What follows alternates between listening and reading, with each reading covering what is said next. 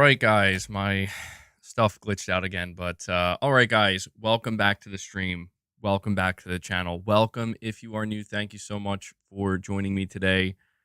As always, it's very much appreciated.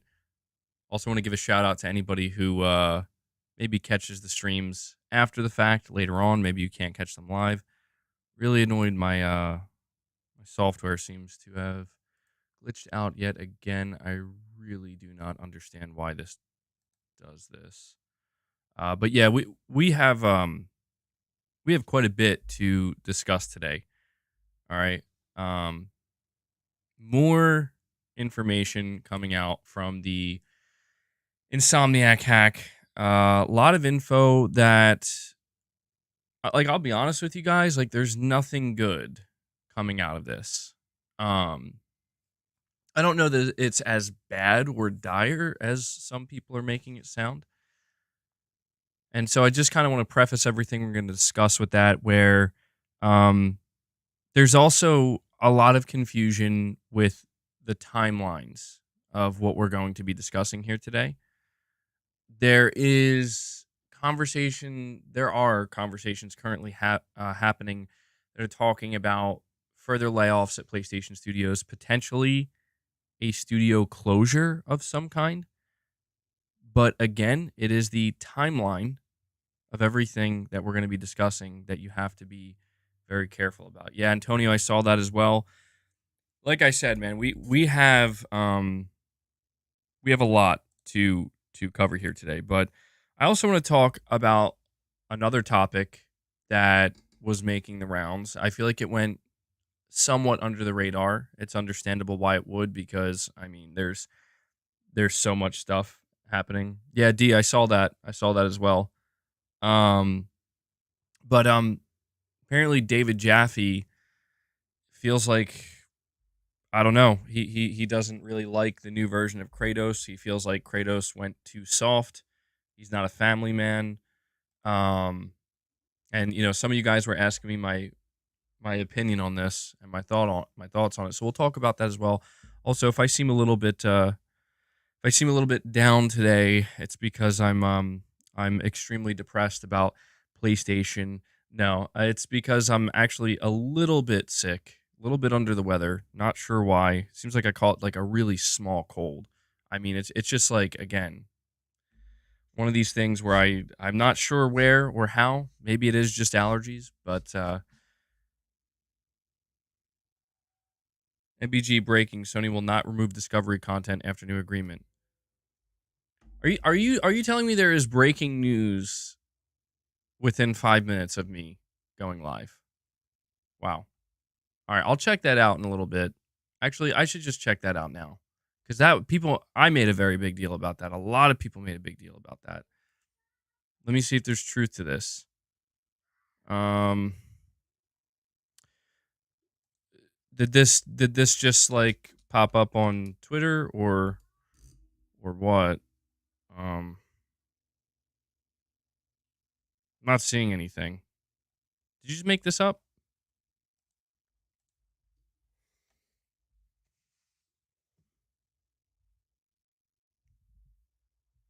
Saying, man, you get sick all the time. I don't know, man. I'm starting to think maybe a good portion of it is just really bad allergies. Christopher Dring. Okay, I just want to sort this out before we proceed, just so if there is truth to this, I can provide an update. Let me see. Christopher Dring. All right, let me see.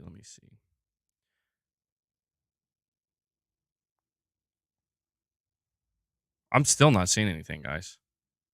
Oh, wait, sorry. Here we go. The Discovery TV shows that were being removed on PlayStation will now not be deleted after a new agreement. After all, following a new agreement. Okay, all right. That's great news. Like, honestly, I'm glad, because that means Sony must have heard the backlash, or both of these companies, and are like, we should do something about this. PlayStation will no longer be removing over 1,300 Discovery TV shows from its platform next month. Sony had previously announced that users will not be able to watch Discovery content on PlayStation from December 31st, even if they had already purchased it. However, the firm now says that due to an updated licensing agreement with Warner Bros., which owns the Discovery brand. Customers will now be able to access their previously purchased shows for at least the next 30 months. So I guess that's how long this contract is in place for. It's good that they actually gave us a time frame there. Um, so, all right, there you go. I'd say that's good news. Again, maybe still be very cautious about what you choose um, to buy digitally. You're saying, bro, quit giving the leaks attention, shaking my head. Why? Why? If you can give me a good reason to not go over critical information about PlayStation and what's going on there, maybe. But no, I'm not gonna just ignore these leaks and pretend like everything's fine, guys. Nothing's going. We're not learning anything. This is the juicy stuff I've been wanting to learn about. New Soul 9, you're saying anyone had Chipotle? No, I had some sausage pizza. Not the healthiest, but it was really good.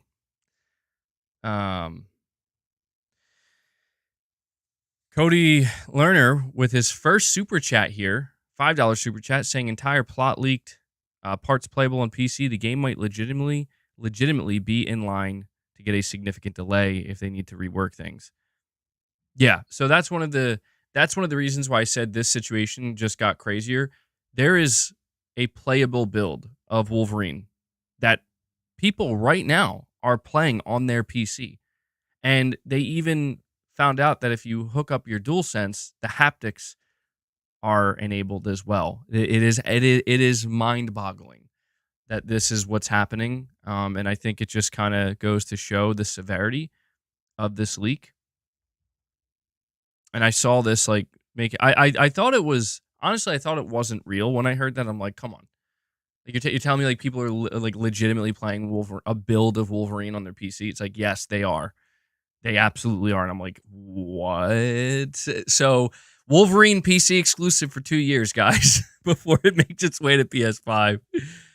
Yeah, Cody, that's the thing. They do have time. You do have to wonder if things are going to change now, if they're going to change plot points, if they're going to consider delaying the game. I mean, it's something that has to be in consideration because I don't know, man. I never heard of anything like this. I never heard of anything like this. I mean, it's like Insomniac may as well have come out and said, "Here you go, Wolverine early access on PC. There you go. You know, give it a try, give it a play." It's not even pre-alpha, or it's not even an alpha build. It's like pre-alpha. It's crazy. William Aguilar with a milestone chat member for 8 months. Thank you for that, buddy.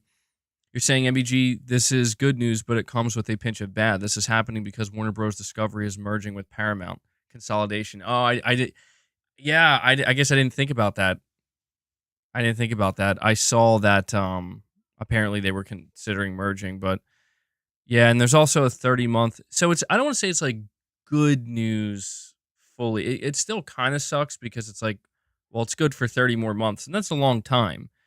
You know, that's a decent amount of time, but I don't know. This whole digital licensing situation, it's messy, and yeah, just consider what you're purchasing. Try to go for physical media, man. I'll continue to say, just try to buy physical media when you can. It's the best way to go. Even if it's a little bit more inconvenient. Yeah, so the entire playable build is like 45 minutes. So yeah, absolutely wild stuff here. Just when you thought the situation couldn't get worse, somehow people are hooking up their DualSenses to their PC and playing 45 minutes of Wolverine. And I did watch. Yeah, I've watched more Wolverine gameplay, and I'll tell you, man. I'll tell you the opinions that I'm seeing online, the level of brain dead is just like, look, man, I get it, to each their own, but oh man, the stupid really, really begins to come out at times like this, and it's just it's painful. It's painful, but what are you gonna do? So we're gonna start here. Well, actually, before I start, I do just want to let you guys know how you can help support the channel directly. I'm sure most of you know, but just in case you don't, hit the like button. We're at 77 likes. Let's see if we can get to 100, maybe 150. If you want to support me directly, there are 3 ways you can do that. Become a channel member, gain access to the members lounge and some other exclusive content or features, perks. I can't talk today. If you are already a member, consider gifting channel memberships. Okay, really helps. And also consider donating a super chat. Ask a question, give an opinion, make a statement. Anything in between, it all helps. I do rely on you guys to be able to continue to do this. So a big shout out and a big thank you to everybody who does that. So we have Arnie Vesper saying, after Sony decided to go PC first with Wolverine, I'm out. Arnie, I can only assume this is a joke, surely. But yeah, bro, throw away your PS5, sell that shit. Wolverine's out on PC. Sony's given away their games to PC exclusively before they are PlayStation fans. So, all right, here's where we're gonna start.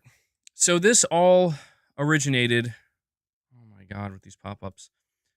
This all originated from a Kotaku report. They say Insomniac Games quickly established itself as one of the most prolific studios within PlayStation after Sony acquired it for what seems like a bargain at $229 million 4 years ago. 2020's Spider-Man Miles Morales, 2021's Ratchet & Clank Rift Apart, and this year's Spider-Man 2 showed that the studio could keep putting out technically impressive blockbusters without sacrificing quality. Now, various internal documents released online as part of a malicious ransomware hack suggest just how hard this must have been to pull off, with studio leaders juggling teams, timelines, and budgets like Tetris blocks in order to ship games that aren't just excellent, but also profitable. They also hint that possible cutbacks within Sony Worldwide Studios may only be adding to the challenge. Sony did not respond to a request for comment. Spider-Man 2 was a big milestone for Insomniac Games, in addition to garnering rave reviews and a Game of the Year nomination at this year's Game Awards. Sony also called it the fastest-selling PlayStation game ever, despite being a PS5 exclusive. But the web-slinging blockbuster, which featured dazzling action set pieces and tons of carefully crafted story beats, was seemingly also the studio's most expensive game ever. One internal presentation pegged the final cost at around $300 million, almost 3 times the cost of 2018's Spider-Man for PS4. Now, that is a very important thing that I want everybody to pay attention to.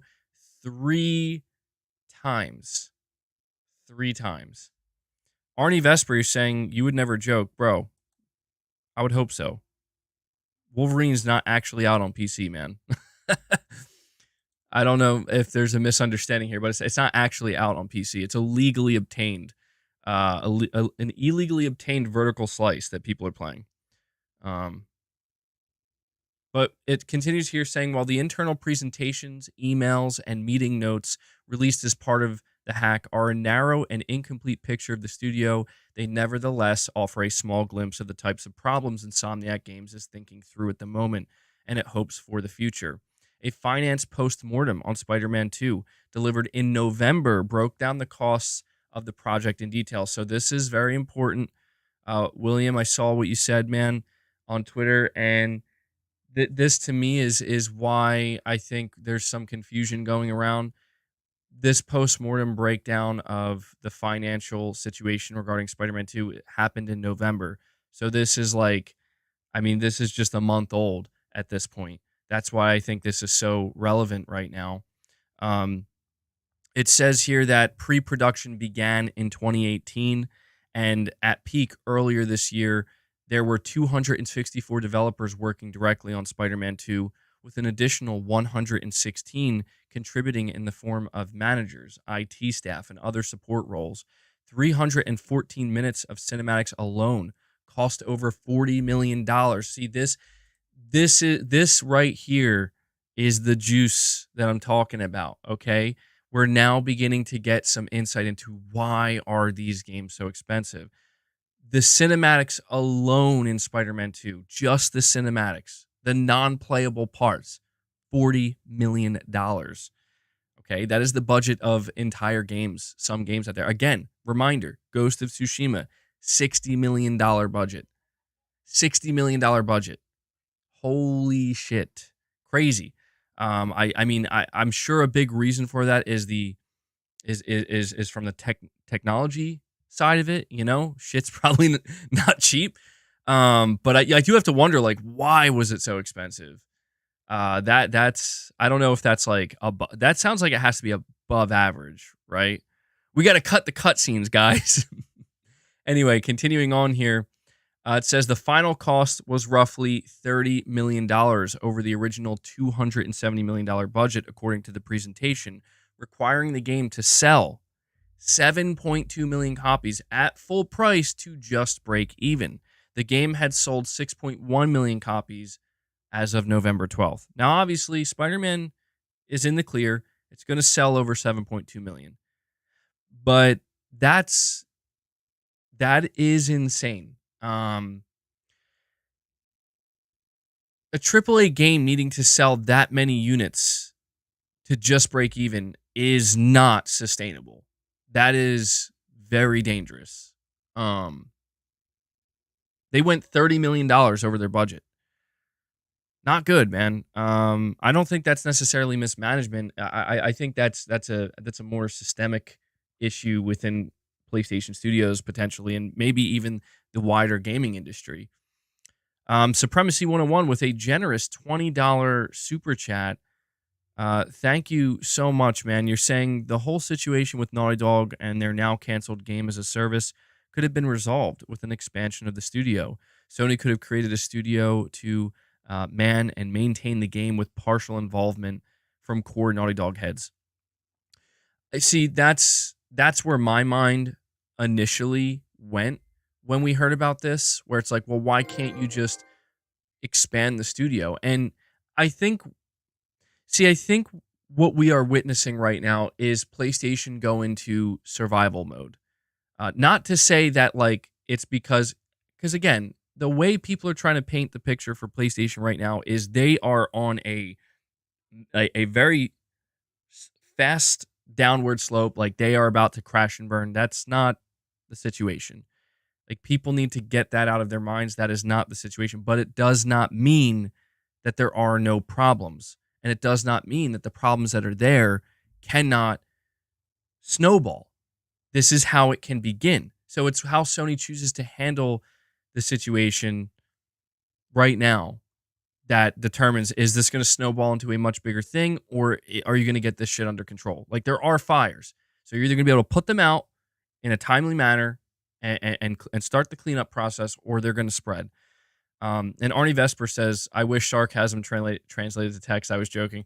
My bad. I probably should have. I was like thinking like he has to be joking, right? I appreciate you clarifying that though, because who knows? I probably would have walked away being like, I guess he was serious.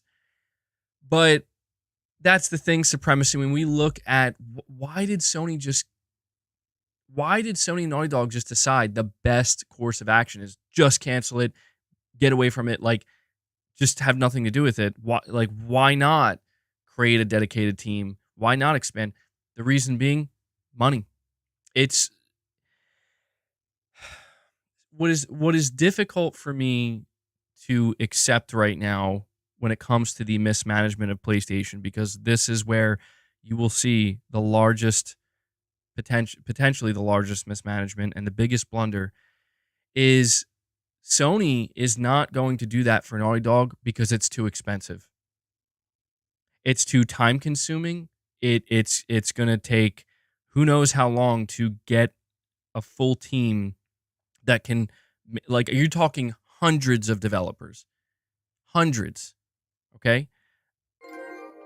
There's no chance they would have been able to pull that off in a timely, efficient manner and also allow Naughty Dog to create the single-player games that they want to create. It's too expensive. It's too risky. It's too time-consuming. It's too resource draining. But what really makes it painful is, but then you consider Sony spent $3.6 billion on Bungie. You know? And it's not like Sony can say, well, let's take Bungie devs and put them over at Naughty Dog and basically make a new Naughty Dog team that comprised of Bungie devs that can run this game. They can't even do that because Bungie is autonomous. Bungie is independent. Sony can't make that decision for them. So Sony is in this really awkward position where you took $3.6 billion, you used it to buy the studio, and retain devs. And you also task one of your most talented single-player studios to making a live service game. But then you completely screwed the pooch here by not realizing, somebody at Sony didn't realize, well, they're going to need their entire team to keep up with this game. And Naughty Dog is what, 400 devs, give or take. And they're over here being like, we thought we were gonna move on to a single player game. It's like, well, we need to maintain it. So it is not a coincidence that the CFO of Sony is gonna be the interim CEO. Okay? The chief financial officer of Sony is going to be the interim CEO because he's the one who manages their money. He is gonna we're going to talk about this in a moment. There's going to be budget cuts. There's going to be less spending. This is about tightening the belt and making sure that they're not overspending their money to any degree. And you just have to ask yourself, would Sony be in this position right now? Would it be hurting them this much if they didn't buy Bungie? And I think the answer to that is a simple no, it wouldn't. I'm not saying that if they didn't buy Bungie, that would have saved Factions. I'm not saying that. But I guess I'm just trying to say that the reason why Factions was canceled at the end of the day, it has nothing to do with the quality of the game. And I'm not saying that Naughty Dog's answer is bullshit. I don't think their answer is bullshit. Well, we had to choose. I just think the question has to be, well, why did you have to choose? Because budgets are limited. Because time is limited. And I don't know, man. Like here's the reality, in my opinion. If Sony said, you know what, fuck our negotiations with Bungie, forget that. We're not pursuing that. We're gonna just drop that. Oh, hold on. My wife just brought me a Christmas cookie here. She's baking a bunch of cookies, so I'll save that. Good stuff. I think it's a red velvet cookie. I'm excited now. Sorry, I got my wife just came in and distracted me with a cookie. Wasn't expecting that. But I guess what I'm trying to say here is you almost have to wonder what a scenario or what this scenario would have looked like if Sony said, you know what, forget Bungie, let's save that $3.6 billion. Instead, let's take 200, 300 million of that, or more, 400, even just $500 million, which is a lot, but nowhere near $3.6 billion. Let's take $500 million. We're going to invest that in Naughty Dog because they're making a live service game, but they are a single player studio.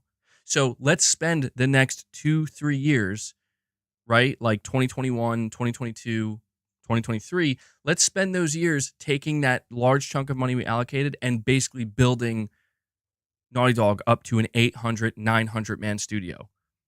If we do that, we can then have enough people in place to maintain that game and keep that content flowing and keep that live service game going. And the whole team, the team that's dedicated to single player, they can do their thing. Imagine if Sony did that instead of saying, no, let's just buy Bungie. See, this is where mismanagement is clear because it's just not working. None of what Jim Ryan wanted to do and the way in which he approached it, none of it is working. Yes, he did do a good job ensuring the PS5 was going to be a success and, maintain these single player games coming out. He did a lot of good things, but to me, the biggest black mark against Jim Ryan is very clearly going to be not only the Bungie acquisition, but just the insistence on we have to have these studios make live service games very quickly. They got ahead of themselves. Jim Ryan, he saw this live service future, but him and the people below, I guess Connie Booth and whoever else, they seemingly just didn't realize, like, well, hold on, how are we going to continue to commit to our single player games with these studios while they're also making live service games? Unless, and this is a very, I doubt this is the plan from Sony, but this is how it could turn out. I mean, let's not forget that the deal between Sony and Bungie is if Bungie doesn't meet a minimum threshold of revenue, if they can't meet that minimum threshold, if they go below that, Sony gets to take them over. And I know that sounds bad, but it's like, you guys don't know what you're doing. Now Sony has to manage Bungie directly. Sony has complete control over Bungie. Something Sony could do, it would be kind of insane if it ended this way, and I don't think it will, but it is a possibility, is by the end of all of this, Sony could just end up having to take over Bungie, clear out their leadership, and basically just slowly disband Bungie and disperse, what is that, like 800, 900 live service developers? I don't know, man, like maybe rebrand them or disperse them onto the studios that are still working on live service games and essentially just extract the talent. Extract the talent, get rid of the management because the management doesn't know what they're doing, clearly. And I guess that's maybe where their investment could go. Again, that is a worst case scenario for Bungie.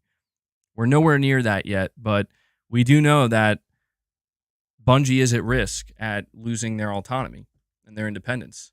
Even though they are underneath Sony, they still have that. So, yeah, when it comes to the Naughty Dog situation, I don't know. I don't know, man. It's unfortunate.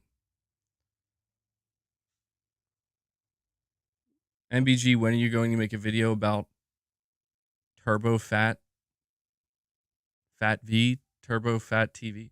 Who? Is that? I don't know who you're talking about. I don't make videos on people. Corey Landiga coming in. Corey, the legend, coming in, getting the membership train rolling today, dropping 5 memberships on the community. Guys, I want to see some W's flowing in that chat for our good friend Corey. Always, man, doing some heavy lifting for the community. Corey, thank you so much. You guys will have to keep track of my You'll have to let me know if my member counter is off because my shit glitched out again. So Corey, dude, thank you so much for all the love you show, not only me as a creator and as a content creator in the channel, but just the community as well. Really appreciate that, bud. We should be at 5 members. Saying it's a hater. Oh yeah, dude, I don't make videos on people. Like, straight up. I don't give a shit enough. Like, I don't care who they are. I don't care what they're like. They're just people with opinions. If the day comes where I have to start making content focused on other people in order to keep your attention, then I've failed entirely. I've lost. So, yeah. Let me see. We have Supremacy 101 with another chat saying, if the game is built in just maintaining it and adding content by the drop, their IP, you're saying their IP is one that anyone even cares about it. That's obvious. Priority, man. Listen, man, I'll be honest. I think Sony made a big fucking mistake here. I don't know. I don't want to say a big mistake, but I think it's a mistake nonetheless. I think they should have, well, listen, I don't want to get ahead of what was actually said. Okay? And it's very important, Supremacy, that we keep this in mind. This is not, look, people can call it hopium, but it's just a fact. I'm not saying you should hang on to it and really hold your breath. I'm not saying that, but it's just truth that Naughty Dog never said they canceled it. They didn't. They said they stopped working on it. That they're stopping development on it. They didn't say it's canceled. They didn't say it's scrapped. They didn't use any of this terminology. Now, they could have done that to save face. There are going to be people that are going to say, whatever, bro. They obviously canceled it. And that's, if you were to ask me which side of the fence do I lean on? Is it canceled? Are we ever going to see it? Or is there still hope? I'm going to say, no, we're not going to see that shit. That's where I stand. But I cannot ignore the fact that they did not state they canceled it or scrapped it. So there is a chance, insert Dumb and Dumber, like, so you're saying there's a chance? Yes, there actually is. And the reason is obvious. It's because years of development went into this game. The idea that they would just literally delete it all and say, yeah, we're done, is just stupid. What they're probably going to do, could be years from now, but what they're probably going to do is do something with it, even if it's, here's Factions 2 that we promised you with The Last of Us Part 3. That could absolutely be what they end up doing.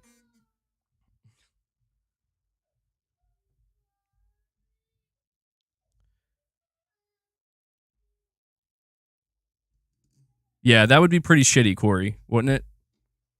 That would be pretty shitty. But again, I'm not trying to give people hope here and say, don't worry, guys, it's coming. I just don't know what Sony. I don't know.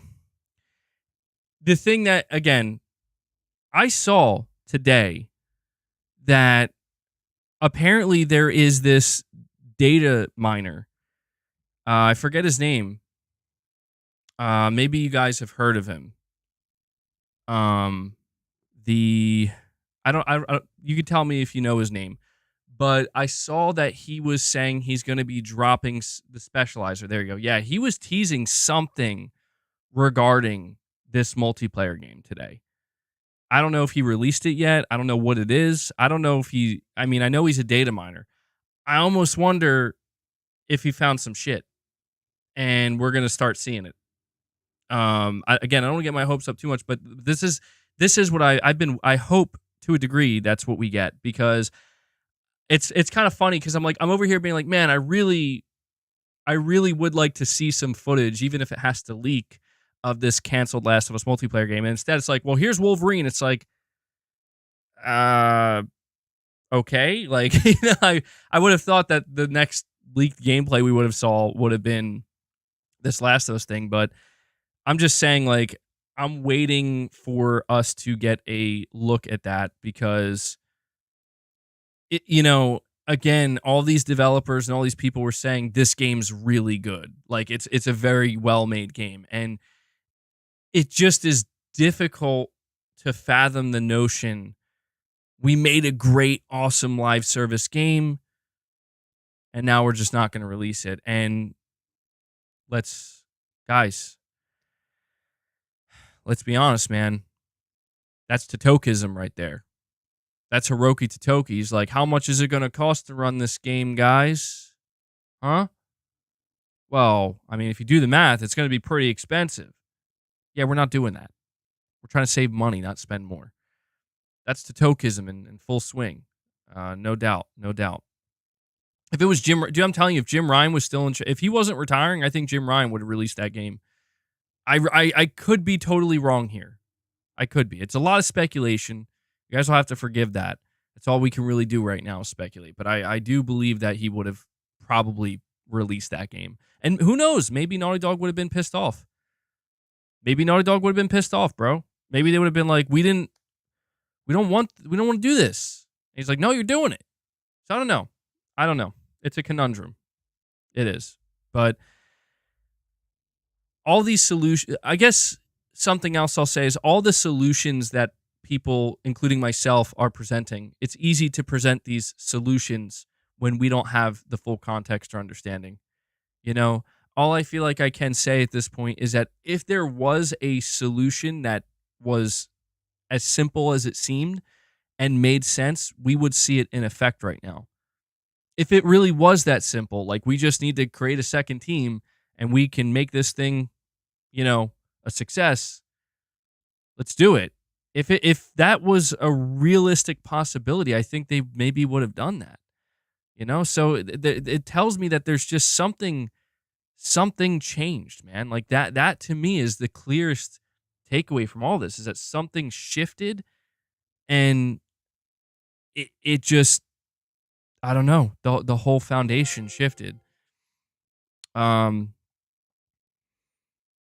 And the combo clinic, I'll read what you said. Let me just finish with Supremacy, since that's pretty much what I'm talking about, is what he had to say. He says 4 years of development of the only games as a service anyone even cares about, it's taxing, like I've mentioned before. But at this point, it doesn't make sense. It doesn't make sense too, can it? When they can just outsource the workload. No, well, trust me, Supremacy. I'm not. Look, man, I'm not in disagreement with you. I'm not. I I really feel like this Last of Us multiplayer game, like you're saying, out of all of the live service games that Sony has in development, this one I truly believe had the most potential. Um, and you guys know, I haven't been talking about it as much lately. Well, because there's a lot of other stuff to talk about, but it's just because I had so much hope for this game. I was so excited for it, and it really is truly like this is I think possibly the most disappointed I felt in PlayStation in all my years of covering them. I mean, they've made some pretty disappointing moves, man, but this I think is up there where it's like I was very, very, very excited for this. Like I know that I can't do anything about it. It is what it is, just gotta accept it for what it is and move on. But it really is like just a what the fuck happened moment. And it's just incredible. It's actually insane, dude, that I haven't even gotten into the deeper into the Insomniac leaks here, but to see what's going on at Naughty Dog, and then we're getting this insane hack from Insomniac. I mean, let's be real right now. It's fucking total chaos at PlayStation right now. That's not to say that, again, the whole thing is burning down and they're on a downward slope. It's just that there's so many, like the shit is hitting the fan, and they have to get this stuff sorted out. And I've been so hopeful that, man, I hope Sony starts to communicate with us more, and I hope we get more shows and more game announcements. And these things are still going to happen, but like that's something that also really sucks, is just knowing that all of this bullshit that's going on over there is getting in the way of that. It's not, I mean, maybe these are different departments working on different things, but I have to imagine that what's happening to PlayStation right now is ultimately a setback because it requires their attention, and they can't just kind of, even though it seems like on the outside they're just ignoring it. Believe me, Sony is not ignoring this. Like they are very, very stressed. The people there, they're very, very stressed about behind the scenes. So yeah, I don't know, man. Crazy times for PlayStation, truly. The Combo Clinic, a member for 36 months. Thank you so much for that long-term support, man. You're saying, with all these leaks happening, with surely more to come, do you think the next PlayStation showcase happens sooner than expected? I have a feeling they're going to have to consider it. I mean, yeah, it's a natural question to ask, you know. Really quick, Shelly, you're saying, did you see Colin Moriarty's take on The Last of Us Online in his latest episode? I feel like I did, yeah. But I don't know. Maybe I didn't retain everything he said. I don't recall him saying anything. Maybe I have to go back and re-listen to it, because I know I listened to it, but maybe I don't know. Maybe I wasn't paying full attention. But yeah, the Combo Clinic, I have to agree, man. It is something that Sony has to be asking the question: how much longer do we sit on these games before we start announcing them? Because we don't want to risk something like this. But I'll be honest, like the thing about this particular situation, because Insomniac was hacked, like this is not a traditional leak. It's not like, oh, well, here's a couple of games they're working on. The hack, as you're going to see as we go further into this conversation, extends so far and is so ultimately damaging because of all the different things it reveals. You're talking about secretive stuff and I'm not even talking about the games like X-Men and Venom. I'm not even talking about that stuff. I'm talking about like all of the data and the statistics and the sales and the potential. Like for example, one of the things we're going to talk about is how Sony apparently wants to start putting PlayStation Plus on TVs and on PC and everywhere else. And it's like stuff like that where it's like, yeah, I don't think Sony's trying to get that out there right now. I don't think that's something Sony's trying to reveal at this moment in time. I don't think Sony wants everybody to know that Resistance 4 was going to be made, and then they decided against it. Like, again, that's something else we're going to mention. This is shit that it just goes to show, man, like there's so much happening at all times behind the scenes. And it's a lot, most of it we just never know about, we never hear about, and it's for the best. It's for the best because it's like, dude, yeah, if you're a Resistance fan, do you really want to know that? Do you really want to know, hey, they were going to make Resistance 4 and they decided not to? Does that make you feel like, it's just like one of those things where it's like, I probably, if I was a Resistance fan, it's like, and as somebody who would have liked to see that, it's like, I'd rather not know that. I'd be better off just not knowing, what could have been. Same thing with the the Last of Us multiplayer situation. I still think the biggest single mistake that Sony and Naughty Dog made wasn't trying to make this game. It was letting everybody know that they're making it, acknowledging it, talking about it. That was their biggest mistake because you allowed fans to get excited, and I don't blame them necessarily if they, obviously they didn't foresee the cancellation, but it's like, if they never announced it, we would have never known. The game would have got canceled. Maybe we still would have found out, but it's like, well, what are you going to do? Well, you don't know can hurt you. All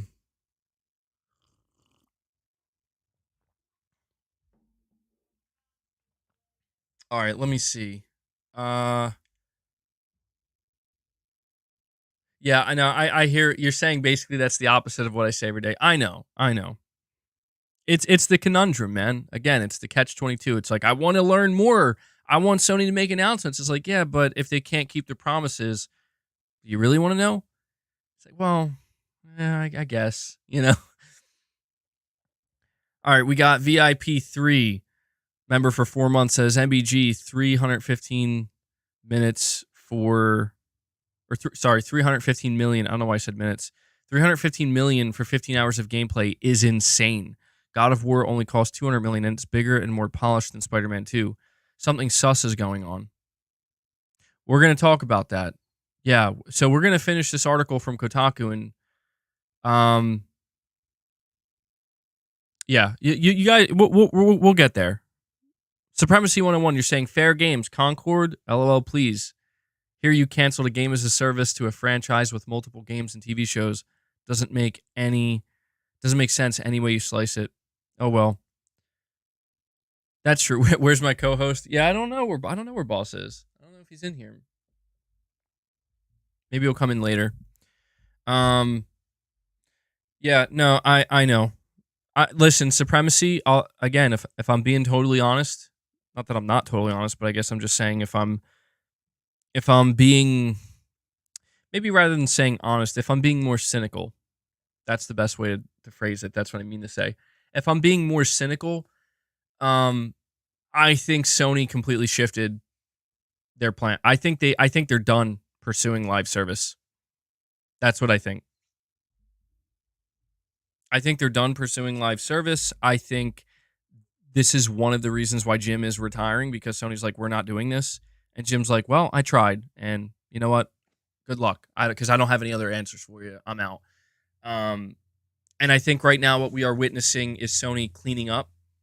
Get rid of that Last of Us multiplayer. Get rid of that Insomniac multiplayer. Like we bought Bungie, and that's, we'll see what ends up happening there. We bought Firewalk for their live service fair games. I'm sure they'll still just release them, even if they're shit. But I don't know. I think Sony has completely reevaluated their approach to this. Yeah, well, okay. To be clear, I mean from an internal perspective. Like, not to say that they don't want or care about live service games. Obviously, they're not going to give that up. I probably should have clarified that. I don't mean that they're saying, oh, we don't need live service money. I don't mean like that. I mean that now I think they're just going to find any other way. Like, we're not using our own shit to do this. We're just not. It's too risky. It's too expensive. We're going to find partners, or we're going to find,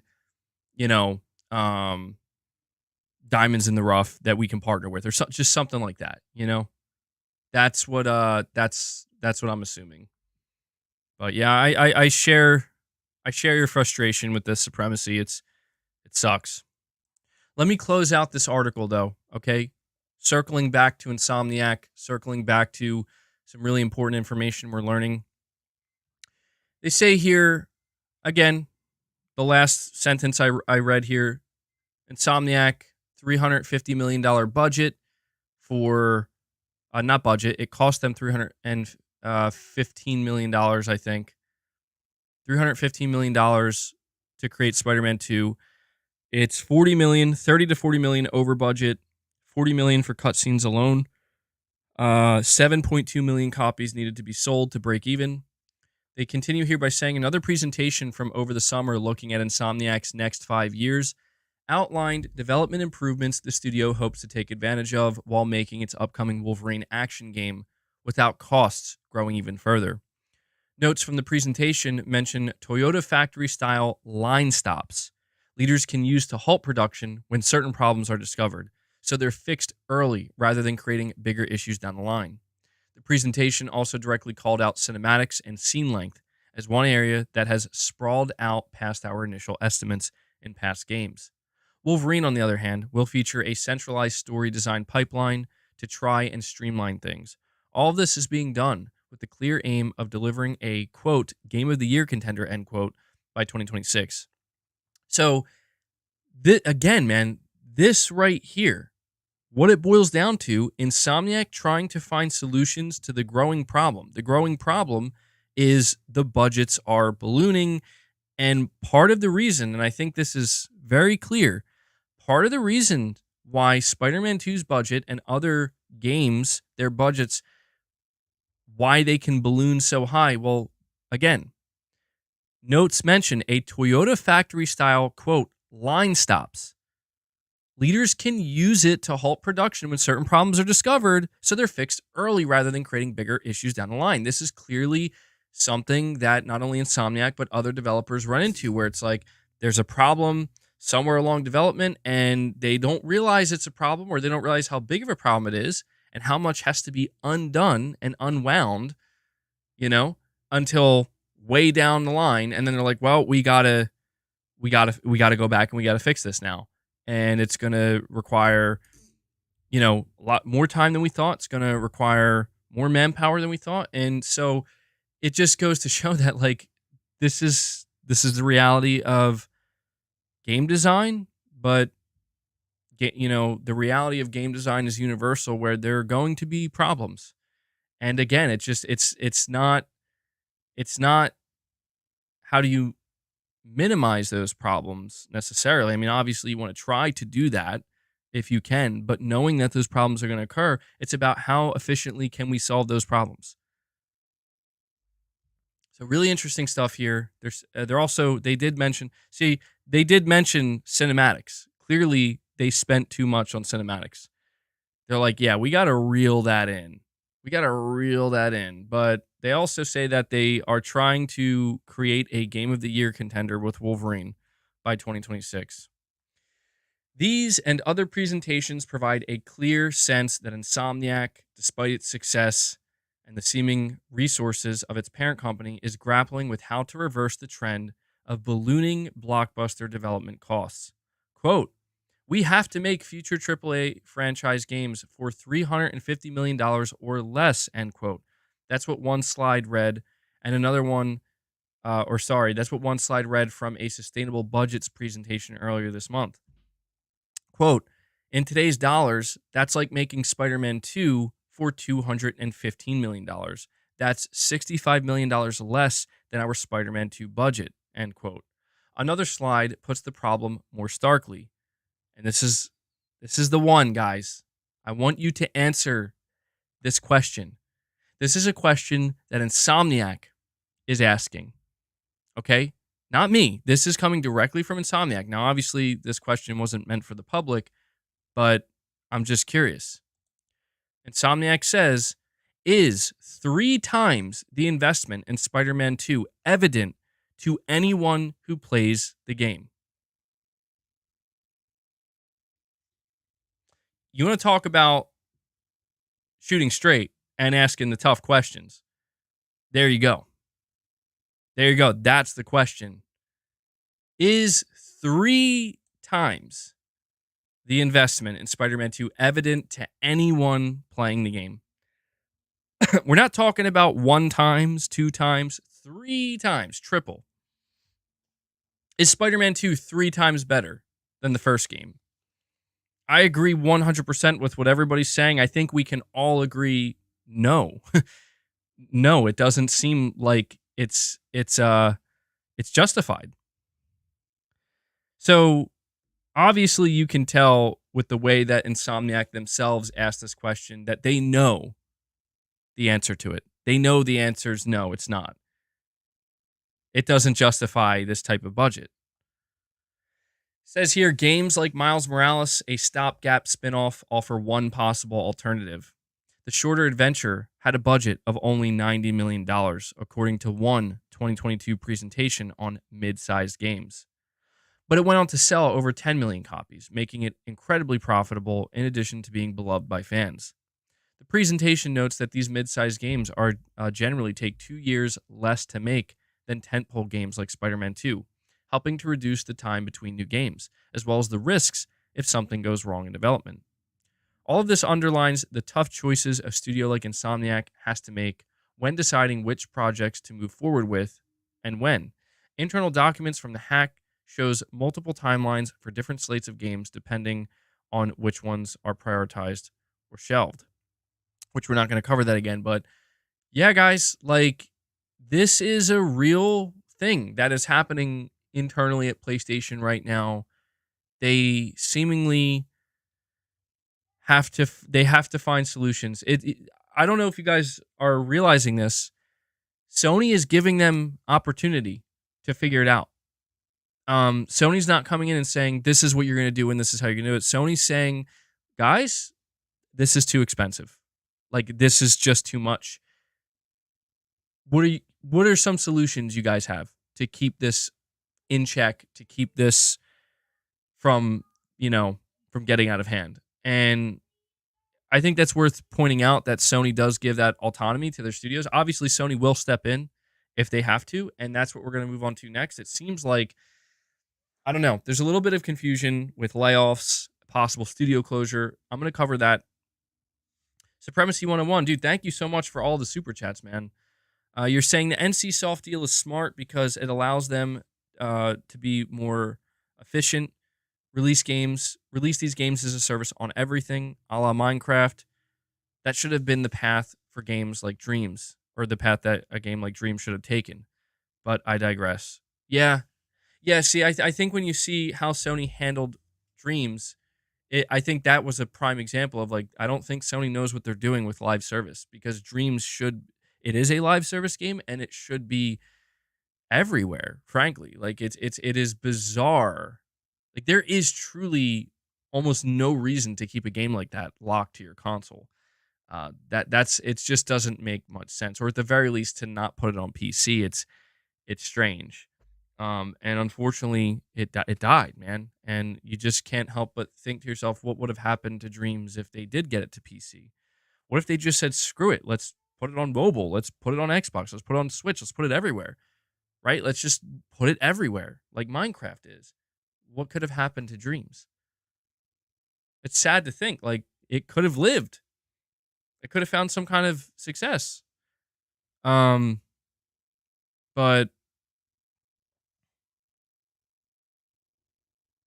you're saying Jim wasn't the issue whatsoever. The issue is development time and the money it costs. Well, regardless of whether or not we think it's Jim Ryan's fault, he is this, he has to take the fall if there are problems. He has to. I mean, he is the one, he is the leader, of PlayStation and everything underneath it.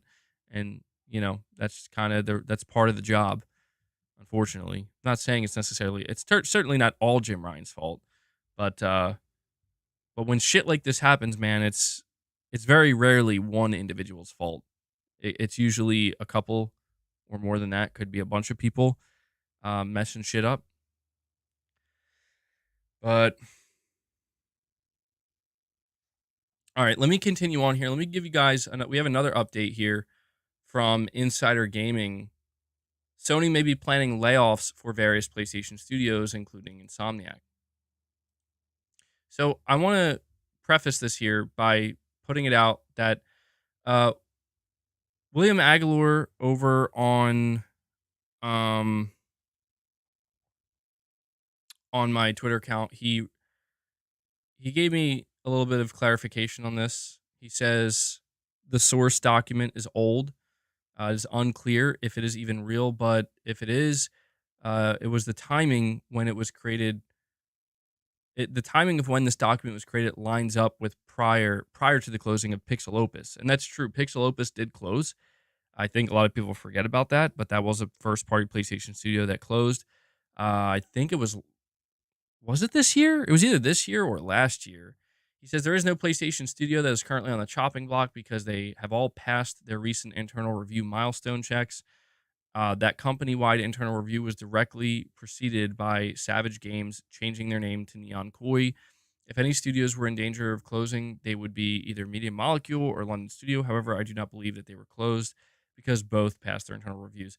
And yeah, so that's true. And I'm glad that William kind of brought this up because this is what we did see. We have seen this. Herman Holst sometimes makes it obvious when Sony's doing their internal reviews. He'll post pictures with the studios, let them know they're visiting the studios, and just making it clear that he's checking in and seeing the progress that they're making. And it is true that all these studios have milestones that they're supposed to hit to keep everything in check, to make sure, like, are you guys falling behind? And if so, what do we got to what decisions might we have to make to correct this? You're saying people are getting DMCA strikes from their ISPs for downloading Wolverine PC on their internet service. Good. Fuck them. Honestly. I like you're doing something incredibly illegal. I do not feel the least bit sorry for people who are fucking around and finding out. I'll be honest, you got to be a dumbass to think, "Oh, I'm going to download this Wolverine game and play this shit free of consequence." Like, you have fun. You have fun with that one, buddy. But yeah, no, it's shitty, man. Like, you can't be surprised. Come on, you can't be surprised. You're playing an illegally downloaded fucking internal build of something that's not your property. Like, yeah, you're gonna get fucked. You're fucked 6 ways from Sunday, buddy. Sorry. Sony wasn't messing around. Sony wasn't messing around, bro. They're going to they're straight up going to their internet providers. But yeah, I would definitely recommend not doing that because obviously you're gonna get in trouble. Like, they'll be able to find you pretty easily. Perfect Image, you're saying since GTA is on PlayStation Extra, is the increase fair? No, straight up. GTA 5 being on PlayStation Extra is not enough to justify the recent price increase. It's not, like, don't get me wrong, it's nice, but come on.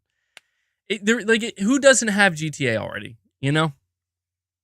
Who subscribed to PlayStation Plus and didn't buy GTA 5 at some point? All right, so let me continue with this report from Insider Gaming. Sony may be planning layoffs for various PlayStation studios, including Insomniac Games. The documents found also suggest there could be one studio closure. The specific information relayed originally by Kotaku, about Sony's plans for PlayStation studios was discovered in documents from the extensive ransomware leak that targeted Insomniac. So I do need to make it understood right now. These specific documents that we're covering about layoffs and a possible studio closure, we do not know the time frame. Here's what we do know. What we just read from Kotaku about the budget, like the post-mortem evaluation of the financials of Spider-Man 2, that was from November. Okay? So there is a chance that this info is also from November, but there is also just as much of a chance that it's not. So I want to encourage everybody, to take this with a pinch of salt just until we get like crystal clear verification of like this is exactly when this document was written up. I'm not going to assume either way. I'm just going to report it. Let's see. So it says naturally, such harsh measures would likely involve a studio that has been underperforming, but the exact studio has not been confirmed at this time, leaving fans to speculate. Sony appears to be aiming for a reduction of at least 50 to 75 people at Insomniac, with more broad layoffs across studios. Notably, the documents mention that slimming down Ratchet and cutting new IP wouldn't be enough to achieve their goal. This means that their broader layoffs could target just about anyone. That includes Insomniac themselves, which is already caught up with this ransomware leak. And so it says, quote, to remove 50 to 75 people strategically, our best option is to cut deeply into Wolverine and Spider-Man 3, replacing lower performers with team members from Ratchet and new IP, a note attributed to Insomniac Games CEO Ted Price reads. Some of Insomniac Games' other future titles were recently leaked. And again, that timeline could have changed. So, see, I'm going to tell you right now, guys, I think this is from November. I do like I think that this information,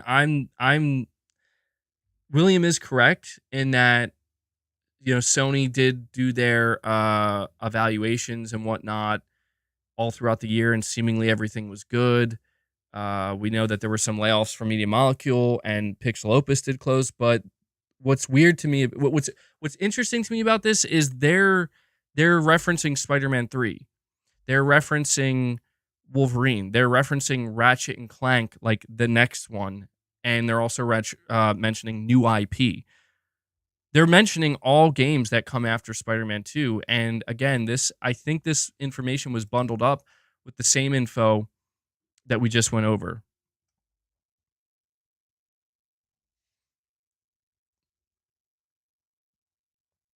Firing talent is crazy. I mean, this is yeah, that's what I'm thinking, Alvin. This seems to be part of the post-mortem evaluation of Spider-Man 2. You're saying it's an old document. We need to stop pretending it is. I mean, it could be. It look, it could be. I will say here, maybe this document, because this is coming from the CEO Ted Price. That's important to understand. See, everybody seems to be in disagreement here. Antonio, you're saying it's from November 2023.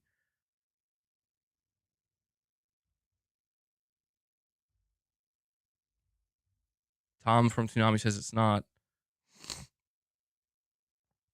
Well, I don't know, man. Oh, you're saying it's not old, is what I'm saying. Oh, okay, my bad. Yeah, so it seems like, yeah. So you're saying, Lore Cannon, you're saying it's from 2023. Yeah, I'm pretty sure this is from 2023 because the way in which Ted Price is acknowledging this is, I don't know, man. This is kind of fucking crazy. So basically, it seems to me what Ted Price is saying here is that they are seemingly going to have to lay off some devs at some point. And what he's talking about doing here is they have a lot of high-ranking talent working on games like Ratchet and Clank. And Ratchet and Clank just, like, let's be honest, in the eyes of Sony and in terms of just keeping things flowing, Ratchet and Clank is ultimately going to be less important than, say, Spider-Man 3 and Wolverine. So because of that, he's saying we have very seasoned veteran devs, talented devs working on Ratchet. We might have to just pull them in and say, okay, we got to, these are the people we got to save. And unfortunately, it's like the lower ranking people that are not as, I guess, tenured, that they might have to pull the trigger here. This really quick, this thing I need to know because I can't find these documents directly. Where does it state that they're thinking about shutting down a studio? The documents found also suggest there could be one studio closure. What studio? The first one that comes to my mind, unfortunately, is Media Molecule. But then again, if this is about saving money and cutting costs, Media Molecule is probably not an expensive studio. Is there a bigger studio underneath Sony that could be really fucking up? Bend, I don't know about Bend. I think Bend had issues early on, but they sorted them out. But we haven't heard from them. London, yeah, London studio, yeah, I don't know, maybe. London, Media Molecule. Yeah, I don't think Bend would be on the chopping block if they. This sucks, dude. Like, see, this shit sucks right here. Like, this shouldn't be what we're talking about, man. This is what makes me wonder, like, what the fuck is going on at PlayStation? That this is the shit we're talking about. We're talking about layoffs. We're talking about studio closures. Like, what the fuck is going on? Game cancellations? What is happening? I mean, how? Listen, I get it, man. I understand there are PlayStation fans. And believe me, I understand that are like, Jim didn't fuck up. Jim wasn't fired. They gave him a going away party. Jim did great. Guys, this is like, shit's on fire. Shit is literally on fire, and Jim is leaving. I'll tell you right now, it's not, something is wrong. Something is very, very, very wrong.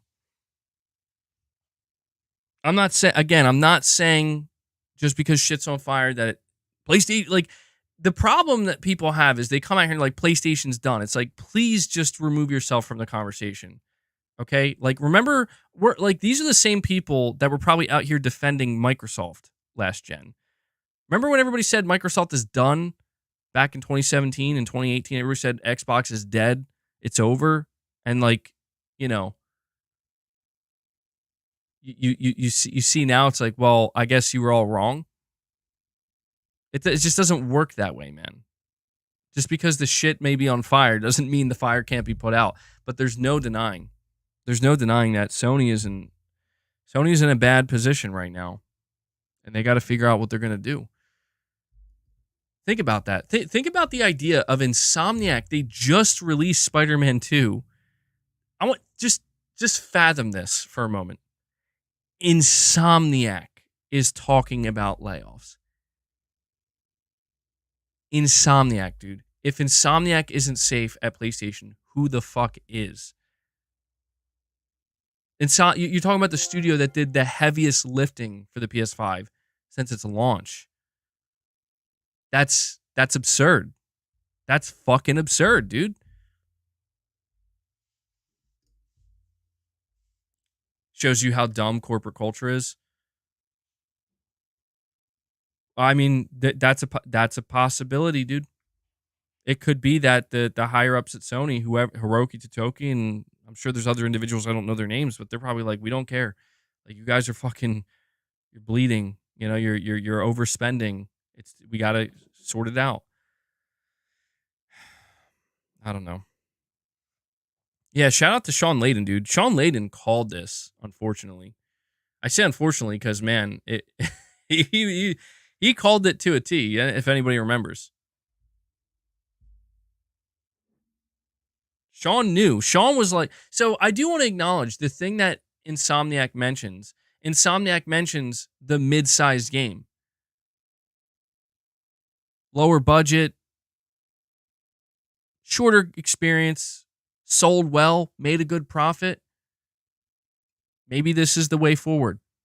Maybe Sean Layden was on the fucking money back in 2021 or 2020, shortly after he got clearly fired from Sony, when he said, yeah, we're going to have to start making like more smaller AAA games, like more mid-sized games more frequently.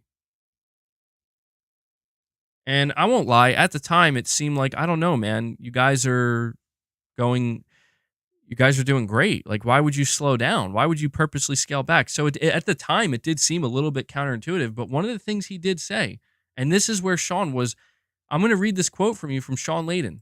Okay. He said this in 2020. At the time the PS5 was coming out. He said, quote, "I don't think that in the next generation you can take those numbers and multiply them by 2 and think that you can grow.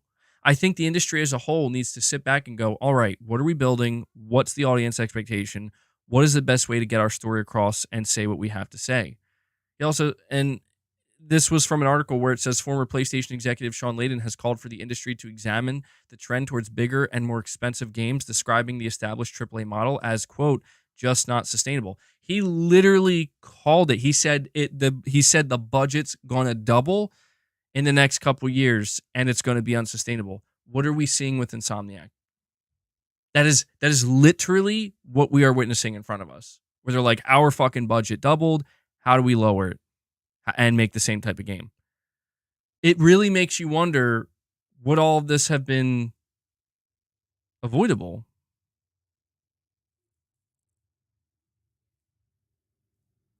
I mean, it's sad. It is, because it's like people love Sean, and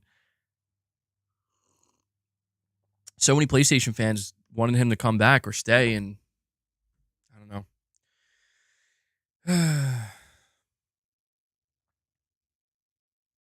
Tom, you're saying, like I said, we're going to look back when they fired Sean and say that's where Sony messed up. It could be. I mean, he knew what he was talking about, clearly. Um, Unfortunately, yeah, Sean is with Tencent now, man. So, I mean, goddamn.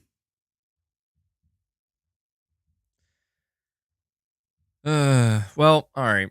So, let me see. There's still more to go over regarding Insomniac. Uh, Further confirmation that Resistance 4 and Sunset Overdrive 2 were planned at one point but canceled. So this is another document. I'm looking at it now. Um, God, there's so much on here. Resistance 4 canceled. So that's official, by the way. Like, that's from the document. Let me see if anything else has come out since the time I started this. Oh yeah, here's another one.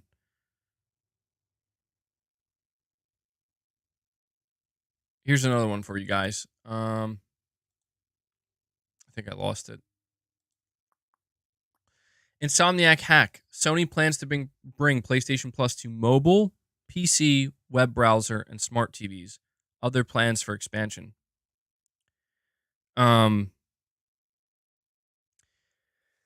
PlayStation Services 3.0 aims to expand the vision for PlayStation Plus. Today, PlayStation Plus Essential Extra Premium Vision. Become an essential membership service. Services 3.0 Vision. Become the most exciting and desirable entertainment membership service globally. Broaden distribution. Plus can create new customer relationships by expanding to mobile, PC, smart TV, and browser. Plus on mobile, we can create a service value proposition on mobile using third-party and first-party content that customers value and utilizes locally relevant commercial models. Plus on PC, could PlayStation Plus expand our addressable market and be a major driver of live services engagement for PlayStation Studios PC games? Streaming games on mobile, smart TV, and browsers. Would expanding game streaming to mobile, smart TVs, and browsers help us acquire and retain more subscribers? And all these documents have like top secret written at the bottom, or just like secret. So definitely not shit that's supposed to come out here. Now, I don't know. How do you guys feel about this? Is this surprising to anybody? Sorry, Alvin, I missed your member chat here. You're saying make a PS5 port of Bloodborne. It's free money. 7.5 million sold at 93 meta. These are small moves that could be helping. I'm telling you, people are always wondering, like, why didn't Sony make that yet? I'm telling you, Bloodborne is very obviously a in case of emergency break glass situation. That's obviously what that is. Like when Sony feels like they're really desperate, like we gotta get a win right now, that's what they're gonna do. You know? And I don't know that they're there yet. Maybe they are.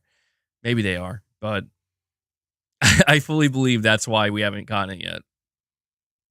You're saying there is another slide connected to the one you just read, FYI. I can't. God, man, it's so hard to keep track of all this. I didn't see the other slide. I got too many tabs open. Um let me see if I can trim this down a bit. Um yeah, I can't seem to find the other slide you're talking about. The GTA 6 hacker who leaked 90 clips last year has been sentenced to life in a hospital prison. Wow. Talk about making an example of somebody. Holy shit, bro. Holy shit. Imagine that. Imagine leaking out GTA 6 and thinking, what's the worst they're gonna do to me? And it's like, yeah, you're getting life in prison, bud. It's like, what? like, dude, you guys know the meme of that kid where he's like, like, dude, that's that kid. 100%. That's the GTA 6 leaker. Guy gets free healthcare. Yeah, it seems so.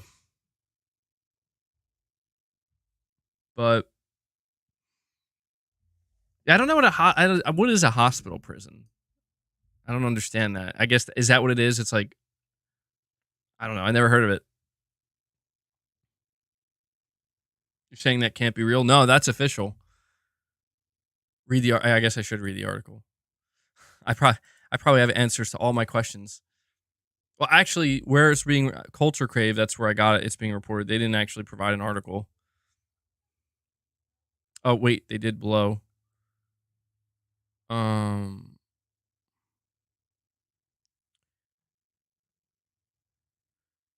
Despite having his laptop confiscated, he managed to breach Rockstar, the company behind GTA, using an Amazon Fire Stick, his hotel TV, and a mobile phone. Oh my, what a psycho, dude.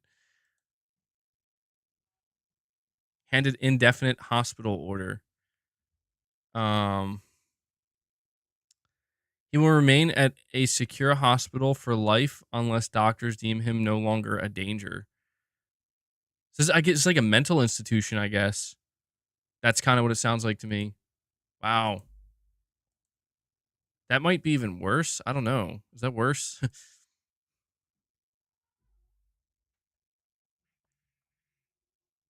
Turns out both of my cats were in here this whole time. I didn't know that.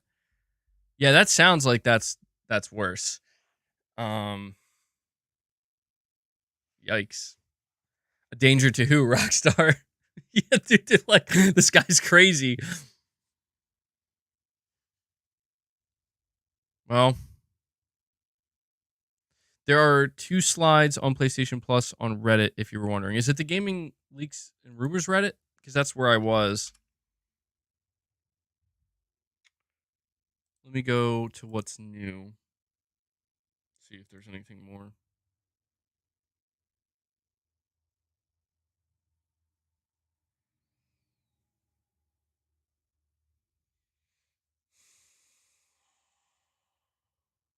I'm not seeing anything. Did you point me in the right direction?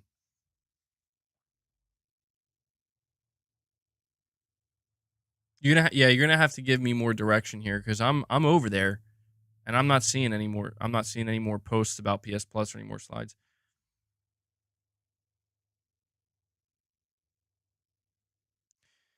The whole situation that Insomniac is facing though is really unfortunate.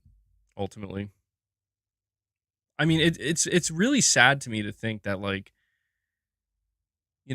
they busted their ass on all these games back to back to back. Um, you know, getting ready for their holiday break, and then they're finding out there might be layoffs, guys. And then it's oh by the way, everything was hacked from your studio. Take care. It's like what? You're saying I might? Yeah, I think I did cover the two slides you're talking about. I think those are the ones because I was confused. I thought you were saying that there were more PlayStation Plus slides. Those were the two. But what do we think about that? Got a little bit distracted there. What do we think about PlayStation Plus or Sony wanting PlayStation Plus to expand to mobile TVs? They talk about cloud. I mean, to me, it's not necessarily surprising. I just don't know. I don't know how that's going to work exactly, you know? Just because it's like I I I I I I guess that would be Sony's first major step in telling customers like you don't have to buy a PS5. You know what I mean? Like that if you're gaining access to PlayStation Plus, Extra and Premium on your smart TV or your phone or something, you are getting limited access. Like you don't have access to the entirety of the PlayStation Store. But this is clearly a first major step to Sony essentially following what Microsoft is doing and being like, well, we're going to be an app. So, yeah, I don't know. I guess maybe that is kind of the direction they want to go in, at least with PlayStation Plus. But I just again, I don't know how successful that would ultimately be, knowing that they're not putting their games day one.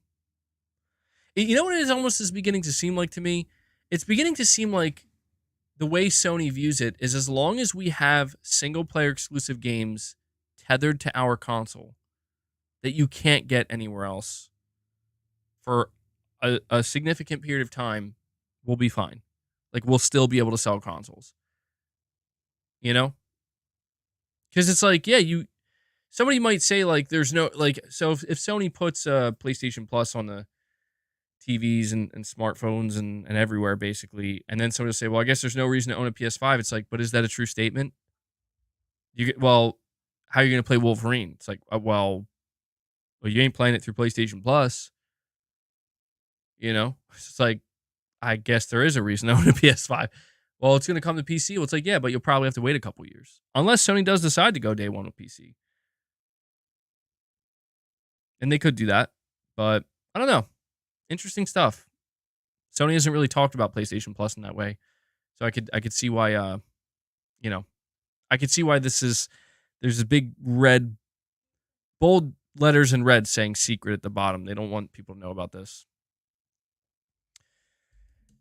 Oh, what a crazy week, man. Day one is Devil Shooter. You're committed to that, man. You think Sony is gonna go day one?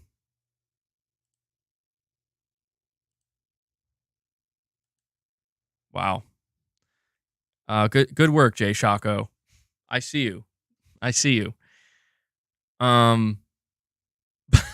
Dude didn't even stand a chance, man. My mods, bro, they got their sniper rifles locked and loaded, ready to go. God.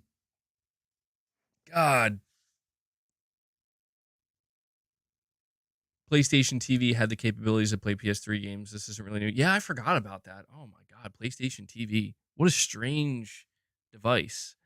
I don't think Sony quite knew what they were doing with that. Um, Maybe like one of those things that sounded good on paper, but they didn't really think it through. Well, that's basically like the first. Dude, it's so weird seeing stuff I'm on Twitter. I see Haven Studios tweets out a Christmas card, Winter Haven, season's greetings from us. And it's just so weird to me because it's like, who are you? Like, who are you? Like, I don't know. Like, what is this studio? It's almost like it almost feels fake to me where it's like, guys, do you actually have a game? I'm very confused. It's very bizarre. Show us your game, damn it. Dude, I'm telling you. I know some people are going to think I'm just hating on PlayStation when I say I'm not. Dude, I think Fair Games is going to be a disaster. I do. I really do. You know what I think Fair Games is going to be? I think it's going to be a Ubisoft clone game, and people are just going to look at that and be like, really?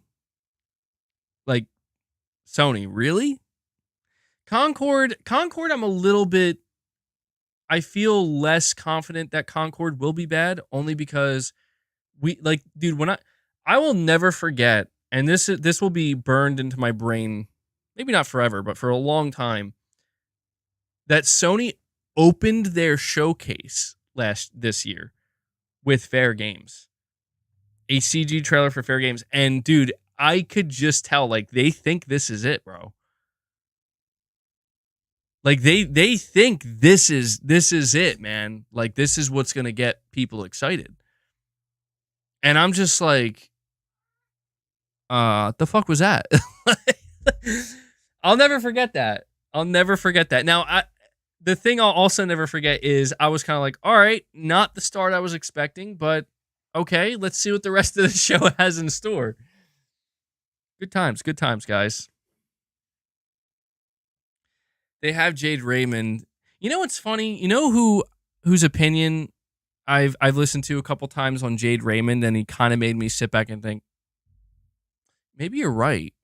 Is Colin Moriarty. Like I've heard him talk about how like he doesn't quite understand like why people prop up Jade Raymond so much, in the sense that like they treat her like she's like some kind of I don't know, like a not like a Hideo Kojima type figure, but like somebody who's really produced just a ton of banger games, when in reality like she's produced the first Assassin's Creed and the first Watch Dogs, and that's basically it. Anything else she's been involved in never really resulted in much or even came out, or she would leave certain projects. And I'm like, I never really thought about that. Same, because she's attractive and people are Sims. I mean, I guess, but didn't Jade Raymond come from a failed project before the current one? I think it was she. Yeah, she had something going on with Google. I don't know if it was a failed project, but that whole thing, failed and blew up. Sony put a ring on it so fast. Fair flop. It's a fair flop. Yeah, it's only fair that it flopped. Yeah, I don't know. I know this is a pretty down stream. I know it's not exciting, but we just gotta look at things for what they really are. Did I see the Venom art concept or the Venom concept art and cover? I did not. No, I'm trying to avoid stuff like that as much as I can.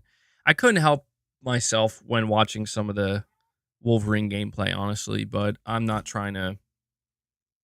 Yeah, I'm not trying to like see everything. See everything. People say MBG is doom and gloomy. It's just the reality, man. I'm not enjoying playing on my PS5 any less, and I think that's what gets kind of weird with these conversations is people on the internet, when they talk about this stuff, I mean, they really make it seem like this shit is impacting their day-to-day life. And it's like, listen, I'm out here every day streaming about PlayStation, and what's happening is not affecting my life as much as it's affecting some of you out there. Okay? It's just take a step back. It's fine, Like, it doesn't have to be everything people make it out to be. But at the same time, though, like, if we're going to talk about it, which we are, we can't be in denial or delusional about it. The situation at Sony right now, it's unknown. It's affecting your life. Well, hopefully you could heed my advice here. Just take a step back. Hellblade 2 is now PlayStation Studios' goal. How the turntables, MBG. Yeah, I saw that. Apparently, internally, Insomniac was saying that they want Wolverine to achieve the visual fidelity of Hellblade 2. Dude, that's amazing. Like, that right there is the competition that I've been talking about. Like, holy shit. Microsoft has a studio that's making a visually stunning cinematic single-player game that now a PlayStation studio, Insomniac, one of the most talented, is like, holy shit, look at that. Those visuals are insane. Can we do that? Let's shoot for it with Wolverine. That's awesome. Like, dude, that is what we want, man. And I assure you, the reason why Hellblade's visuals look so good too is also probably because they were inspired by a lot of what Sony's games were doing, like what Naughty Dog was doing with The Last of Us Part 2 and stuff, Like, damn, look at that visual bar they're setting. Let's try to go further. That's what we're talking about here.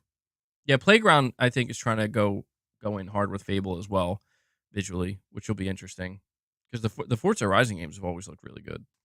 So saying Hellblade is just a pretty walking sim, we'll see. I don't know. I think it had a good story. I really enjoyed the story of Hellblade. I did enjoy the combat. Some of the puzzles were a little bit annoying though, but you know, yeah, that's true. Every company has its ups and downs. For me, the thing that sucks about this current situation with PlayStation is that there is still so much that's unknown. And a lot of what is known right now is not very good. You know what I mean? Um the situation with Naughty Dog and The Last of Us factions isn't good. The situation with Insomniac is not good, obviously. The situation with Sony as a whole when it comes to like what they're really planning on doing going forward is just totally unclear. And that to me is the most unfortunate part because until we get solid answers from Sony themselves, all we can really do is continue to wade through this leaked content and the documents and try to come to our own conclusions. And that's it. That's all we got, man. That's all we can do. Figuratively literal, you're saying, I think I should say that this kind of stuff is often discussed behind the scenes. Think of all the games that were canceled due to problems. Yeah, and I appreciate you mentioning that to figuratively literal because it is easy to look at stuff like this and come to the conclusion that, well, I mean, damn, shit must really be a lot worse than we thought it was. And it's like, well, the reality I think is that all of, like, for example, you would be foolish to think that things we're seeing right now with this Insomniac leak that seem like, oh man, like look at the write-ups that Sony is making on Microsoft and their moves, and look at how Sony is very concerned about Insomniac and their budget. It's like, dude, you think Microsoft isn't, like, they have the same things are happening there as well. Like, Microsoft is absolutely evaluating Sony all the time, seeing what they're doing, talking about what potential threat Sony could be or could not be, you know, depending. But they're writing about this stuff. They're discussing it. They're obviously evaluating the budgets of their studios and their games and everything else. Like, it's I talk about Microsoft a lot as if they could just do literally whatever they want. I mean, like, cuz technically they could, but they're still a business and they have to run the ship. You know what I mean? They can't just let literally anything go. And neither can Sony. So they both have to run a tight ship. Um, Renjaku, it looks like you had a $2 super chat.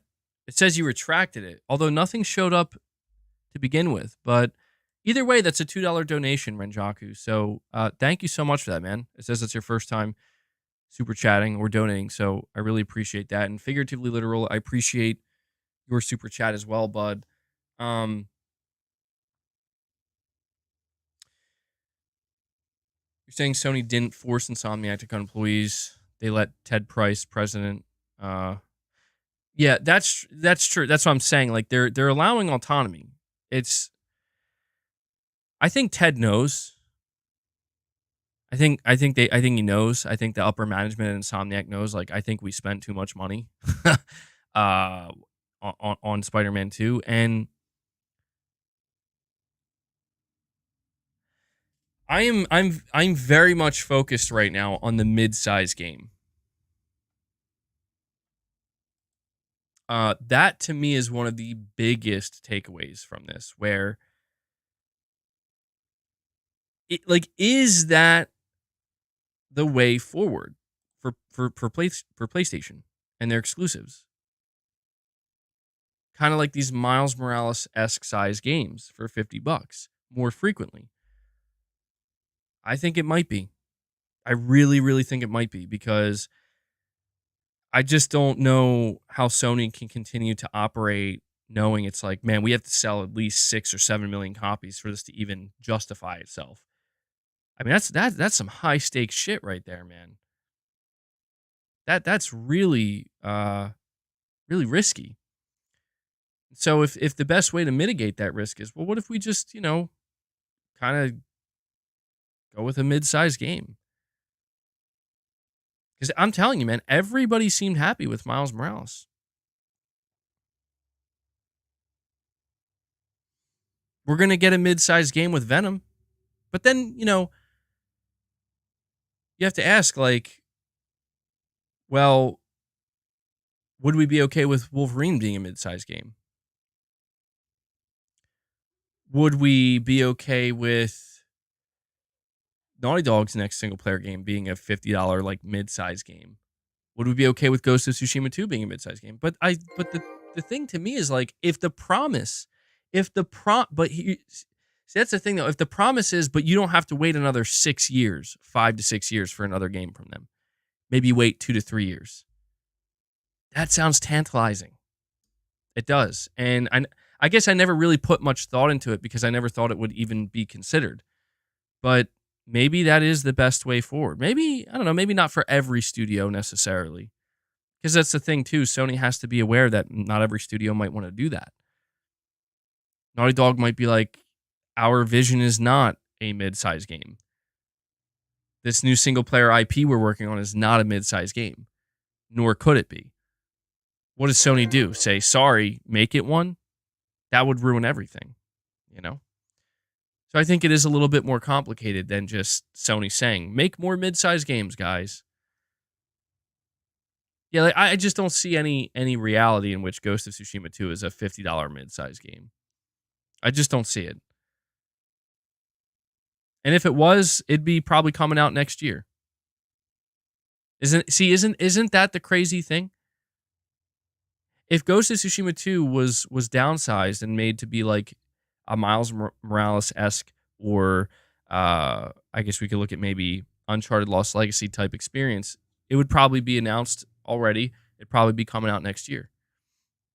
But instead, because we expect Ghost of Tsushima 2 to be a big, massive game, really pushing it as far as it can go, we'll be lucky if we get an announcement of it next year. Probably won't be coming out till like 2026 or something. You never play PlayStation again? Interesting. Yeah, I don't know. I just don't want to see. I guess maybe it comes down to efficiency at the end of the day.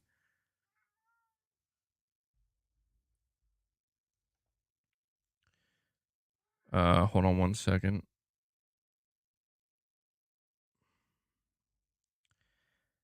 I mean, one of the things we should also acknowledge here is that Insomniac is trying to find ways to be more efficient with their development, which is insane to think because it's like they seem to be one of the most efficient studios, but the efficiency seems to come at a cost. Not necessarily the efficiency, but how quickly they're able to get some of these games out. It seems to me like some of the problems that Insomniac had to solve during their development processes or process with their different games is we have to spend more money to solve this problem quickly. I kind of get that feeling.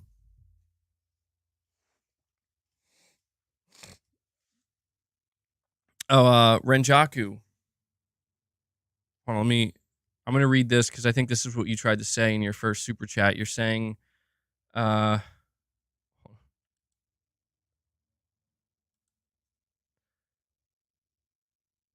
me see. We got Renjaku saying, is Jim Ryan retiring in March or is that false info? No, that is correct. That is 100% legitimate. It was officially announced a couple months ago, I think. Jim Ryan is retiring in March.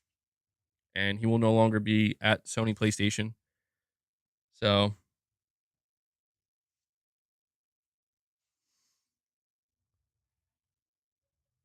all right. Saying Insomniac started development of Wolverine in 2021. If the leak is true, the game coming out in 2026, that's like 5-year development. Yeah, that's not too bad at all, But that's the question is, see, Insomniac is worried that over that 5-year development timeline that they're going to like how much is this going to cost? So I don't know. It's a complicated situation and it frankly does not have a simple solution that's just one size. It's not like a one size fits all solution necessarily. Figuratively literal. You're saying the only difference now is that confidential documents are now public as far as S2 is concerned. It's still going to make a ton of profit. Imagine PS3 info. Oh yeah, that would look crazy. Sony was in a lot of trouble. See, if you want to see Sony like reach, or at least the PlayStation um brand reaching like nuclear levels of guys, I think this might be coming to an end. They got pretty close at the beginning of the PS3. They had to rapidly turn things around, or they were going to be done. They were going to be at the bottom of the metaphorical ocean here. PlayStation isn't anywhere near that. I do want to make this clear that just because they're having some management problems, they're not near that. And that is important. I'm not saying that makes everything okay, because it doesn't. I don't want to see Sony having mismanagement problems. This is the last thing I want to see, but it's a good time for me to just read this article to you. I mentioned this yesterday, but I'll read it a little bit more in depth here. It's being reported by WCCF Tech. PS5's November 2023 was Sony's biggest November for PlayStation sales to date. This is what Sony Interactive Entertainment's head of global business has said. As reported earlier, Sony managed to sell over 50 million PS5 consoles since launching 3 years ago. In addition to reaching this important milestone, it was revealed that Sony's current-gen console is tracking in on the time-aligned sales of PS4. Outgoing PlayStation boss Jim Ryan said today achieving this PS5 sales milestone is a testament. Well, we already read that yesterday. But it says, as revealed by Sony Interactive's head of global business, Eric Lempel, in an article with the Financial Times, demand for the PS5 has been huge, and Sony believes that the PS5 will indeed pass the PS4's time-aligned sales soon. Please use the... I don't know why it's saying that. That looks like that's a typo. He also revealed that PS5's November 2023 was Sony's biggest November for PlayStation sales in the brand's history. So, like, do you see the dichotomy here? Do you see why this is so strange? This is so weird to me, man. Where it's like, okay, Sony is like literally breaking records, but there still seems to be so much strife behind the scenes. What's up with that? I think, if anything, that speaks to the complicated nature of the situation. People, I saw this comment on my stream yesterday from somebody. Of course, it got a bunch of upvotes, because why wouldn't it? But he was basically, he was being like really condescending and being like, yeah, keep caring about console sales. Every PS5 that's sold, Microsoft's making money because the casuals are playing Call of Duty and stuff like that. And I guess I'm just not sure what exactly they were trying to say, but it's like, if you were trying to make it seem like consoles like don't matter, or that sales don't matter, like, you kind of made the opposite point. Do you get what I'm saying? Like, it was just kind of funny, because it's like you basically just said that Microsoft is kind of relying on PS5 sales to make the money that they're making. And that's what's just kind of funny to me is like, people are so desperate to view this one way or the other. They're so desperate to view it as, well, PlayStation's either a sinking ship or they're fucking flying high. And it's like, they're neither right now. They're right where they, I don't say want to be, but I guess where they're expected to be given the circumstances. They're not necessarily flying high in the sense that, well, why are there so many things on fire? Why are there so many issues that you seemingly need to sort out? But they're nowhere near sinking either.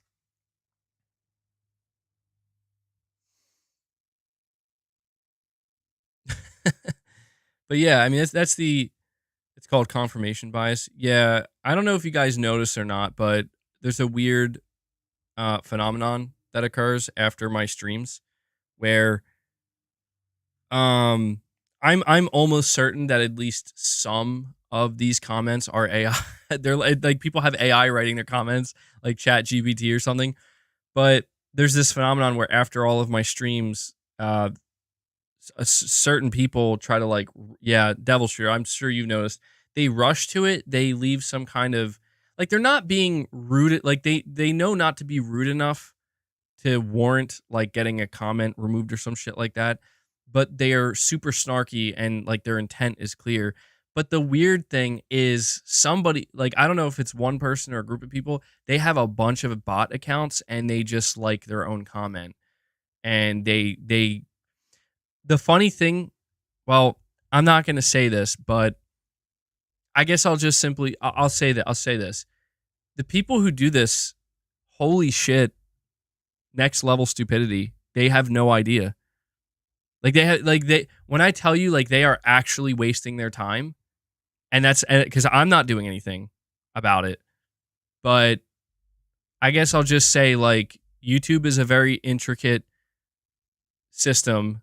YouTube has become pretty smart. I guess is what I'm trying to say. Like, the algorithms or the systems that they have in place, they're pretty smart. Like, they know what they're doing and how to handle that shit. So that's all I'll say. But yeah, it's very strange. I don't know what is wrong with people. I see we have Figuratively Literal joining. Greatness awaits. It looks like Figuratively Literal decided to re-up his membership, which is awesome to see. So Figuratively Literal, thank you so much for that, man. I also got to read your super chat here. Yeah, guys, so he brings us up to 6 members on the day, which is great. Thank you for that.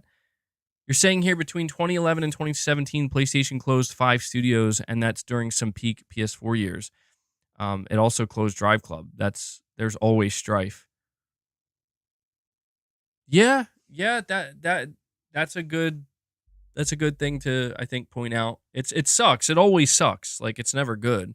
But you know, Sony has had this problem in the past, and it's because it's a recurring thing. Like,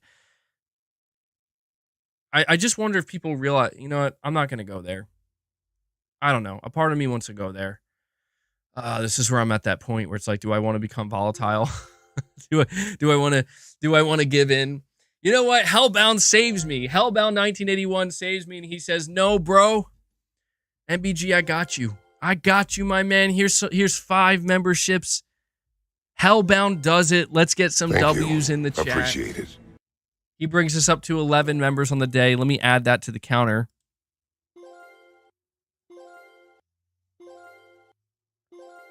Good stuff, Hellbound. Thank you so much. We should be at 11 out of 25. Hopefully that's what it says. But yeah, Hellbound, Corey, Figuratively Literal, thank you guys. It's 11 members on the day.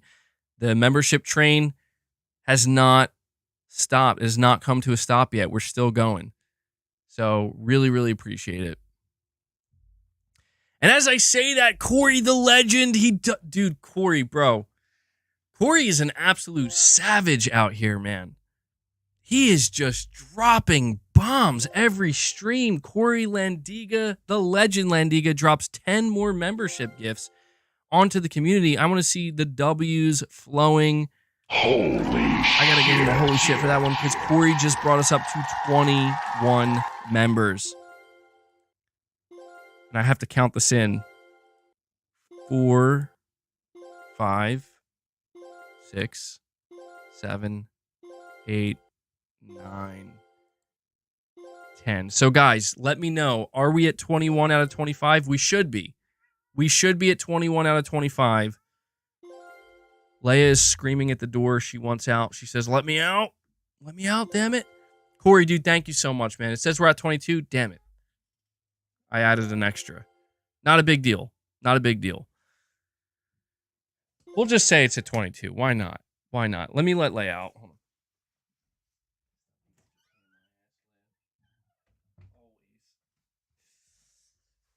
Yeah, I really appreciate it though, guys. You know, not to sound like a broken record, even though I do. It's because of the support that you guys show. that I'm able to continue to do this, and I love doing it. Honestly, I love having these conversations. I know that there's a lot of nonsense out there. Believe me, I'm aware of how much nonsense there is out there, but I genuinely do enjoy this, and I enjoy this community. I enjoy having these conversations. So thank you so much. We need the boss, bro. Yeah, he's in here. Boss, where are you, man? I'm telling you, he's in here. You know what? He's sunbathing right now. That's why he's not over here. He's sleeping in the sun. There's no sun in this area of the room, so he's nice and warm, chilling. Maybe he'll join us before the end of the stream. I'm sure he will at some point. Yeah, I'm operating at 50% capacity without my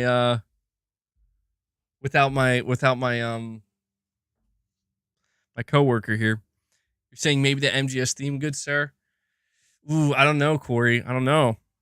So we're 4 members away from hitting the goal. All right. If somebody, and Corey, you don't have to do it. Okay, like you've gifted. If you want to, you can, but you've gifted enough, bro.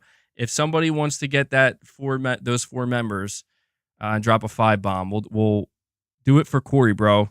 He deserves it. We'll drop the MGS theme. See, the thing is, if I start dropping the MGS theme before we hit our goal, I know we use it for the 50 bombs, but I think it's fair for when we hit our goal, because frankly, hitting 25 members, I mean, we have streams where we go well beyond that, but hitting 25 members is a lot, dude. Like, that's a high goal. I mean, even just hitting like 10 members is a high goal. So hitting 25, I think it justifies it. And Corey, bro, Hellbound's got your back. Hellbound's got your back. He drops another 5 bomb. He's like, Corey, I know you need that MGS. Let's go. Let's go. 26 members. So you guys set him at 22, 23, 24, 25. That should be 26. Hopefully we're at 26. Hellbound, thank you so much, man. You guys are seriously too kind. Good shit, man. Oh my god, I forgot my dumbbells again. It's okay. It's okay. No one dropped the 50 bomb. The dumbbells are for the 50 bomb, but that's coming. That's coming next.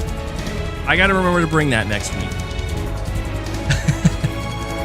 No. See, that's where the confusion's coming in. You're like, yo, the MGS theme is playing. Where are those pearls, MBG? I need to see that shit. That's for a 50 bomb. And don't get me wrong, I could get a 50 bomb at any time, but I'm not necessarily anticipating it. You're saying do push-ups. It's going to be super awkward if I do push-ups, because it's like I'm off screen. I could just be sitting there for all you know, not actually doing anything. Yeah, dude. It's just a matter of time until I'm streaming. I bring my bench up here, my weight bench, and I'm just sitting on my weight bench and I'm streaming on my weight bench, and we start hitting certain goals. It's just a matter of time until I start doing full-blown like skull crushers and we'll do all the exercises, bro. Let's do some bent over barbell well, maybe not barbell, but dumbbell rows. Good stuff. But yeah, thank you guys so much. 26 members. Amazing stuff. Shirt off. Jumping jacks. Dude, does anybody here, does anybody here do jumping jacks? I feel like jumping jacks, I haven't done them since I was in like school.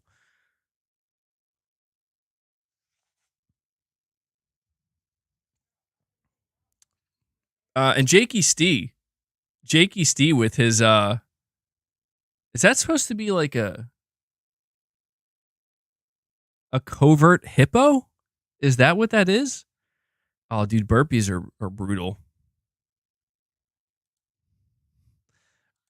Hold on. Pragmatic Cat. It's all good, bro.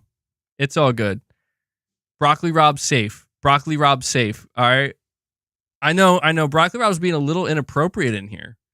What are you talking about, Broccoli Rob? He's cool, though. He's cool. No worries.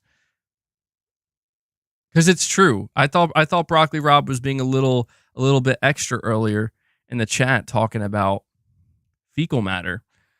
And I'm like, this guy. And he's like, well, see, MBG's talking about it too. And it took me a minute to realize I did say the shit hit the fan, didn't I? Broccoli Rob got me.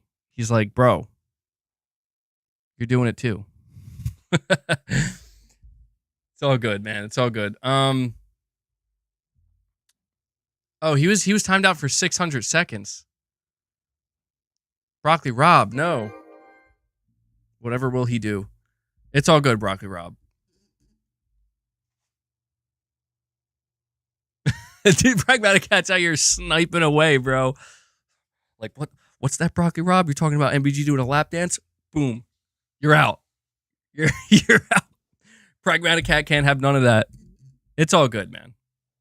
Jumping jacks are part of your warm-ups almost daily. Interesting. I don't know. Are they really that effective? I mean, they must be, right? Like they're I think they still do jumping jacks in the military, right?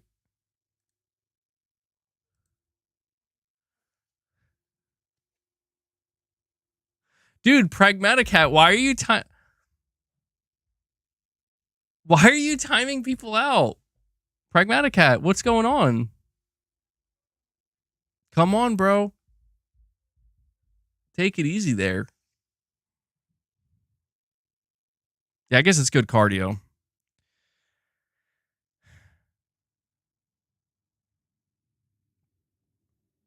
All right. But yeah, just going back to what Figuratively Literal said, he basically is pointing out that, there was some internal strife during the PS4 era as well, even during some of the peak years. So yeah, that's true, man. And I'm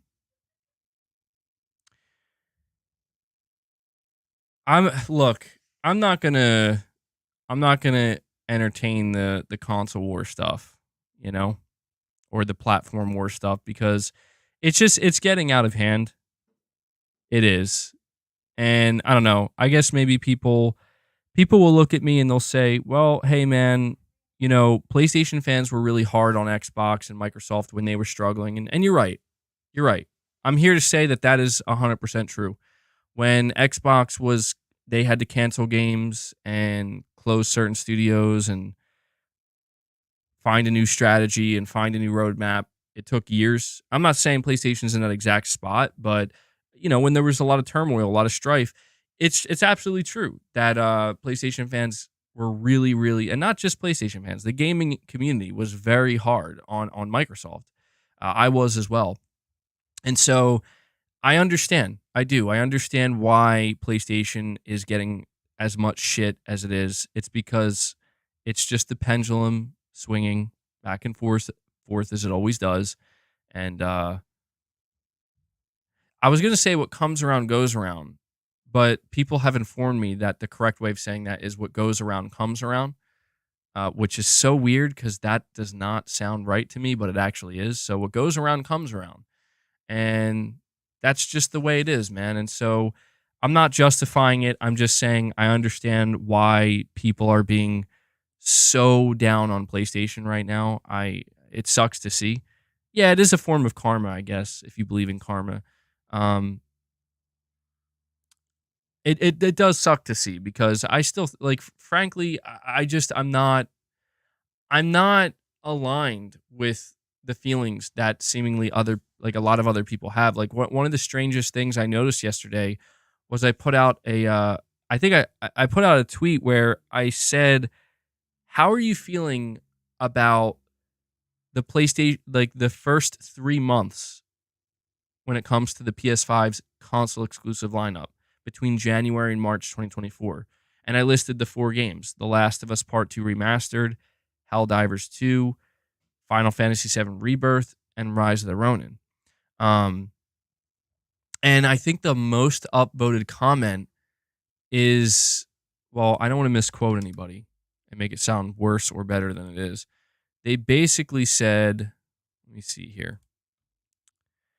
They said, meh, could be much better. And that comment has by far the most upvotes. And what is strange to me about that, let me see.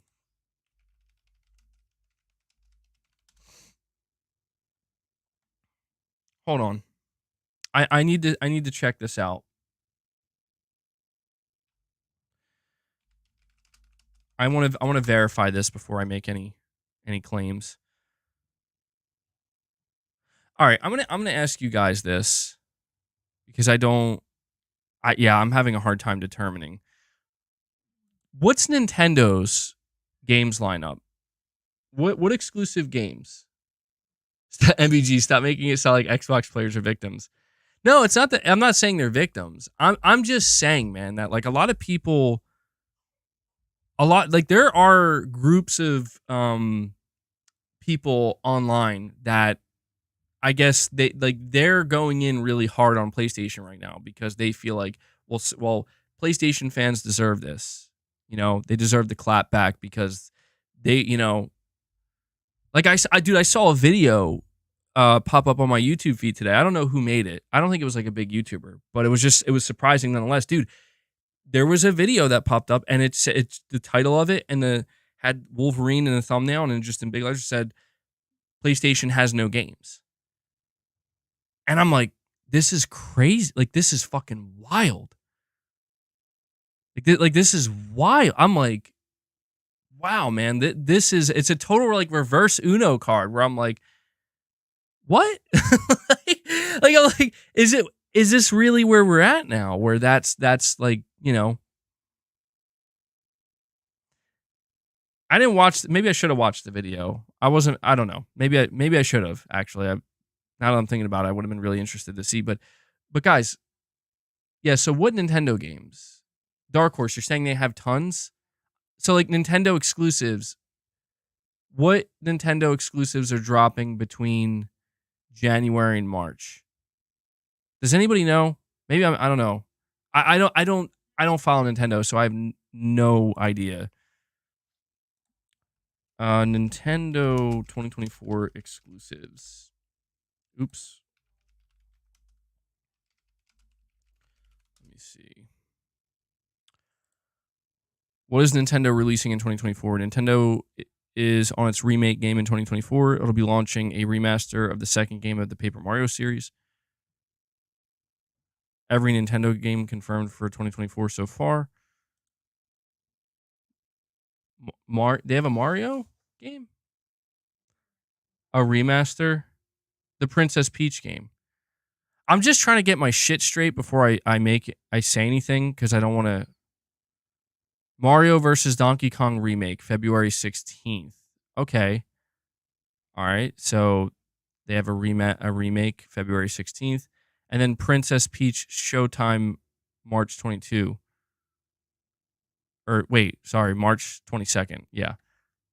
Is this Princess Peach game? Is this a highly anticipated banger?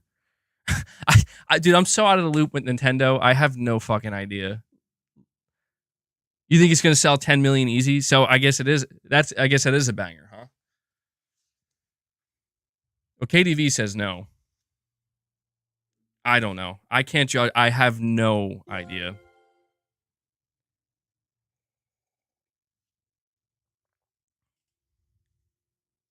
All right. Well, let me ask you this. I want to ask you this question. So it seems like Nintendo has two first-party games. Mario versus Donkey Kong remake, February. Princess Peach Showtime, March. I'm not familiar with these games. I'm just curious for those of you who are and are more acclimated to Nintendo, how does Nintendo's lineup for the first quarter stack up against Sony's? Again, Sony has The Last of Us remake or remastered January, Helldivers 2 February, FF7 Rebirth February. Well, then again, hold on. None of those, the only first party one's The Last of Us. See, this is where shit gets even more complicated because now I have to ask one more question. Does Nintendo have any second or third party exclusives releasing? I feel like this would list them out, right? I don't know.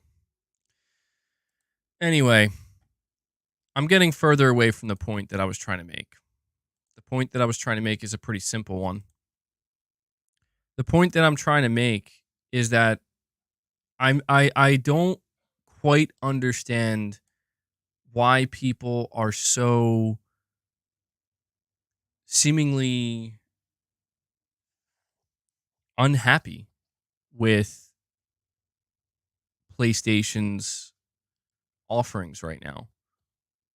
Um, I mean, another comment, the second most upvoted comment, and this to me is where shit starts to get really whack.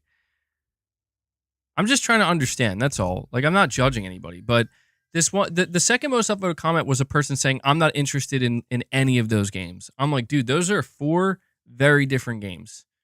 You're not interested in literally any of them. You're not interested in The Last of Us Part 2 Remastered. Okay. You're not interested in Helldivers 2. Okay. You're not interested in FF7 Rebirth. Okay. You're not interested in Rise of the Ronin. Okay. Like, it's like, dude, I mean, I think, like, I can understand that. Like, I can accept that I guess you're just not interested in 4, there's 4 games in the course of 3 months and you're not interested in any of them. I'm sure it exists, but to see that being the second most upvoted comment is strange to me, because it's like, so you're telling me like that many people feel that way? Really? Does that person even like games? I mean, I don't mean to be like that, but it's like, bro, that's kind of like, you're not even a little bit interested in any of these. And the ironic part is I think they're I could be wrong, but I feel like they had like a PlayStation maybe it was a Kratos picture. It was like a PlayStation first party picture for their profile. And I'm like, you're not interested in any of this. It's like, and there's Grand Blue Fantasy Relink. Yeah, people keep telling me I'm forgetting that. So here's what I'm trying to say. You're saying people want to see Sony knock down a peg. I think you're right. I think that's what it comes down to. Tijual, remember for 5 months you're saying, did you see the article from WCCF Tech about the possible Spider-Man 2 free DLCs? I did, yeah. Apparently, in the documentation that leaked out, Insomniac is planning, I think, like 2 or 3 free DLCs. I don't know that the contents of those DLCs were leaked. I don't want to talk about the contents of them if they were. But I did see that, yeah. So thank you for reminding me to bring that up, Tijual. I totally forgot. Draw to your attention, though. Yeah, I know. Yeah, I won't lie, man. Like, I give in to the bait too easily, but it's because it's because I can never truly distinguish. Sometimes I can. So I don't want to say never, but there are a lot of times where I cannot truly distinguish. Like, is there actual truth to this, though? Like is this really how people feel? And I find it very strange that, look, man, again, I know something isn't quite right when I'm just scrolling through YouTube and suddenly I get recommended a video where the title is like PlayStation has no games. And I start seeing that floating around more and more. And I find myself feeling just confused, because it's like, I mean, you would think that Sony hasn't provided an abundance of first party or just exclusive titles in general since the PlayStation 5 launched. And when I think about that, again, I'm trying to be objective about it. Like, I'm trying to be objective about this here. No fanboy bias, nothing. Just, what has Sony done between 2020 and now when it comes to games? They've released quite a few, with this year being possibly the weakest one so far. Okay, what are they doing in the short term? Well, at least for the first 3 months next year, they have 4 games. Frankly, all of which, maybe except The Last of Us Part 2 Remastered, I'm interested in. Yeah, that's right. Sincerity is the word I'm looking for. And here, I realize what it is. Like, basically, in trying to just see it as clear as possible, putting my own preferences aside, right? Like, I realize why this narrative is beginning to be written and proliferate and spread. And it's for the simple fact that it is true that PlayStation has not, it's not that PlayStation doesn't have any games, it's that they aren't showing the games that are coming. That's what it is. And it reminds me of during the Xbox One time or time frame when the term Xbox has no games was being thrown around all the time and weaponized. The objective truth was it's not that Xbox didn't have games. So it was an objectively false statement if we're not, if we're just taking it at face value. Like, no, Xbox does have games. Like, they are releasing games.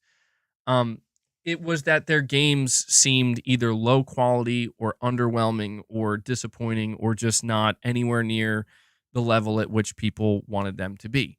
And so because of that, there was a negative sentiment in the air towards Xbox where it's like, well, these are disappointing games. These are not fun. These are not what we wanted them to be. And because of that, people say, well, Xbox has no games. And eventually people are just like, yeah, they don't have games. It's like, well, a more accurate term to use, and I do agree with this, back then, we should have been saying Xbox doesn't have high quality games.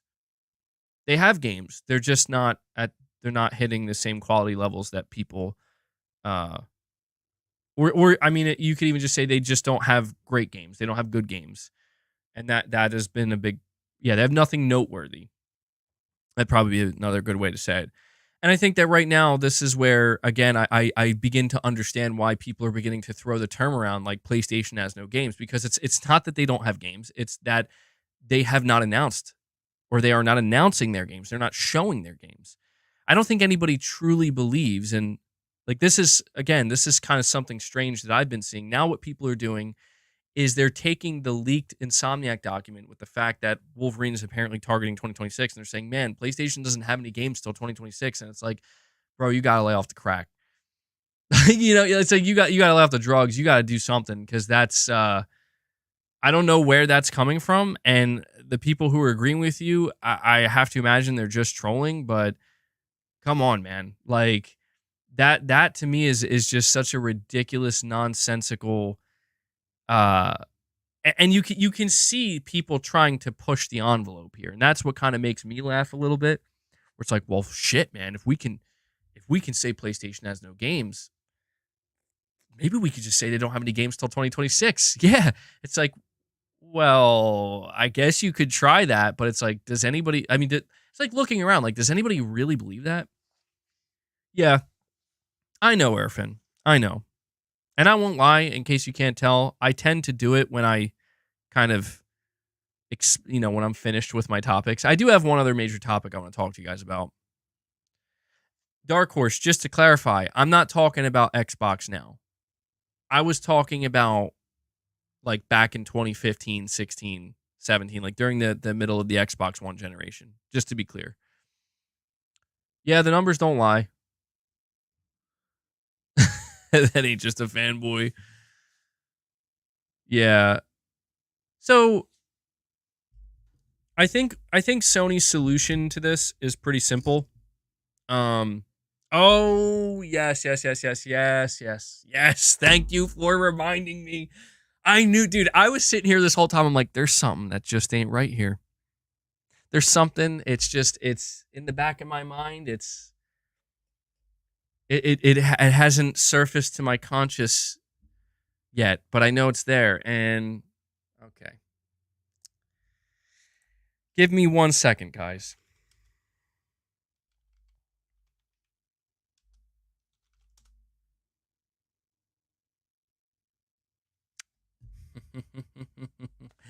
All right. I don't mean to sound so like, listen, do you guys know who Lulu Cheng Meservey is? Well, if you don't know, she is the CCO / EVP of Activision Blizzard. And some of you might recall that she was a pretty big talking point, at a pretty big figurehead at certain points during the Activision Blizzard situation for the past 2 years, basically. And I'm bringing her up because it was revealed that she's going to be leaving Activision. From my understanding, she is apparently leaving Activision alongside Bobby Kotick and others. And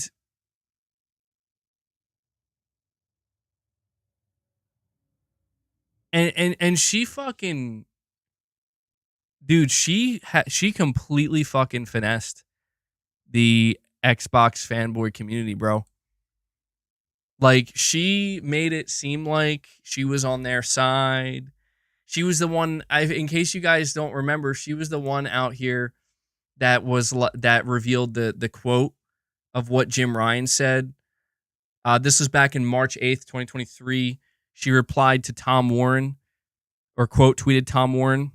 Tom Warren says Sony suggests to the CMA that Microsoft could release a buggy version of Call of Duty on PlayStation. She says Microsoft offered Sony, the dominant console leader for well over a decade with 80% market share, a 10-year agreement with far better terms than Sony would ever get from us. We also offered Sony guaranteed long-term, but why do they keep refusing?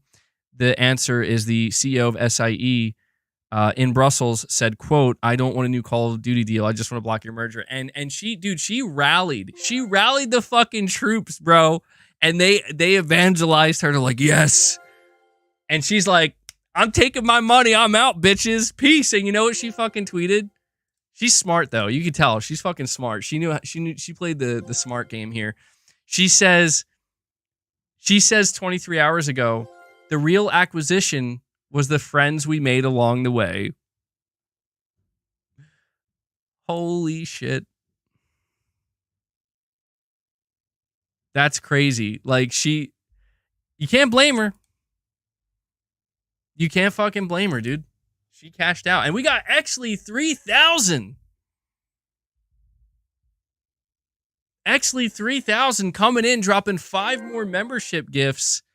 Actually, my friend, thank you so much. Coming in later in the stream being like, yo, I got to drop 5 more on this community. Actually, thank you so much, dude. Actually, Hellbound, Corey, all you guys, seriously, you are the GOATs of this channel. No joke, man. You guys show amazing support. Let me add that 5.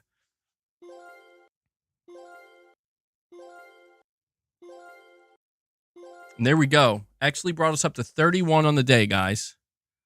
Love to see it. Wait, you're saying she was let go. Hold on. I may have to take everything I just said back. Is that true? I thought she... Oh, that actually sucks if that's true. I take back everything I said. Let me see. I'll be departing the company next month. My last day as COO will be January 31st.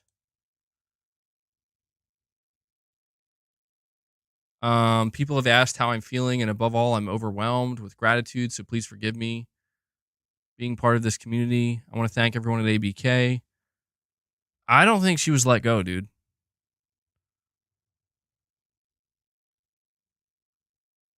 I mean, I don't know. It doesn't seem like it was made clear. Maybe she was. Well, hey, man. Either way, I'm sure she's getting a good payout.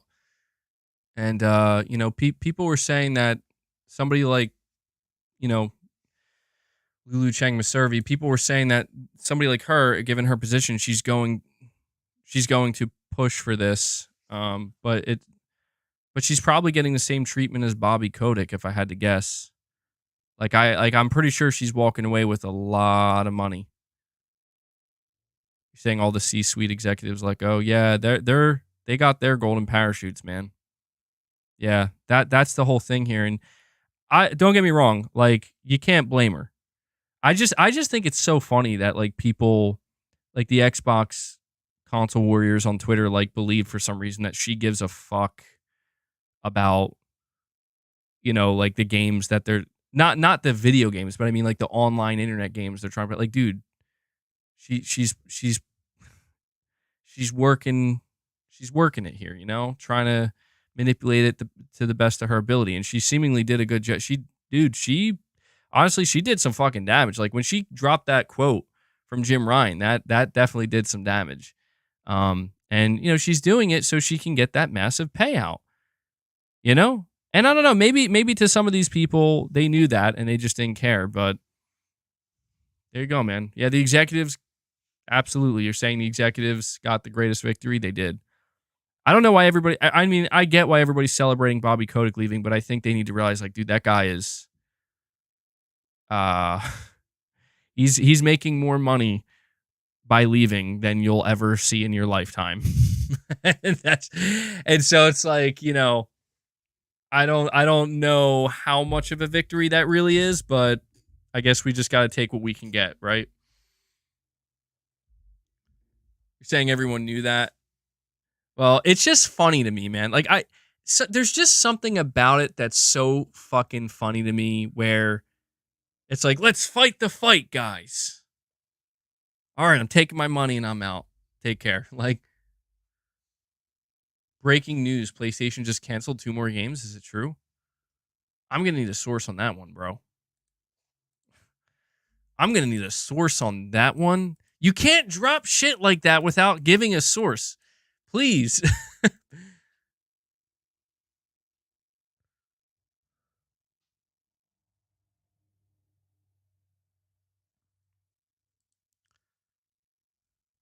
um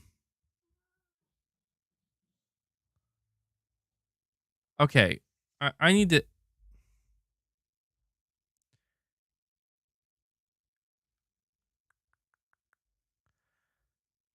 Oh my god. I Twitter's so fucking annoying sometimes, man. Like what is it with people who are like, it is, dude, listen. It is painfully obvious. Like, it hurts. It's so cringy it hurts. They're not insiders. They are not, they're random fucking people, dude, with random accounts. They are not insiders. They're not developers. They're just random trolls. What is it with people believing anything that they're saying or presenting with no proof of anything? Like, they're just making claims. It's so fucking cringe, man. Venino, I'm sorry, man. I missed your super chat. You're saying even Colin is saying this looks bad. We look like bots now. Well, it doesn't look good, man. You know? And I don't think I don't know. I wouldn't say it's like, oh, we look like bots or whatever. Listen, man. There were always going to be people. There were always going to be people who celebrate bad shit happening at Sony or PlayStation Studios. Just like there's always going to be people celebrating bad shit that happens at Microsoft. You know, Redfall still happened this year, and people fucking ripped Microsoft to shreds because they fucking deserved it. I haven't seen Sony do something like that yet. I don't know if they're planning on it. I hope not. But it doesn't mean that Sony is not also prone to running into problems, and they're going to get ripped for it. You know? They're going to get ripped for, in this case, you canceled The Last of Us multiplayer. They're going to get ripped for, you know, why are we seeing leaked documents about more layoffs at Insomniac, one of your best studios? Like, it's understandable. But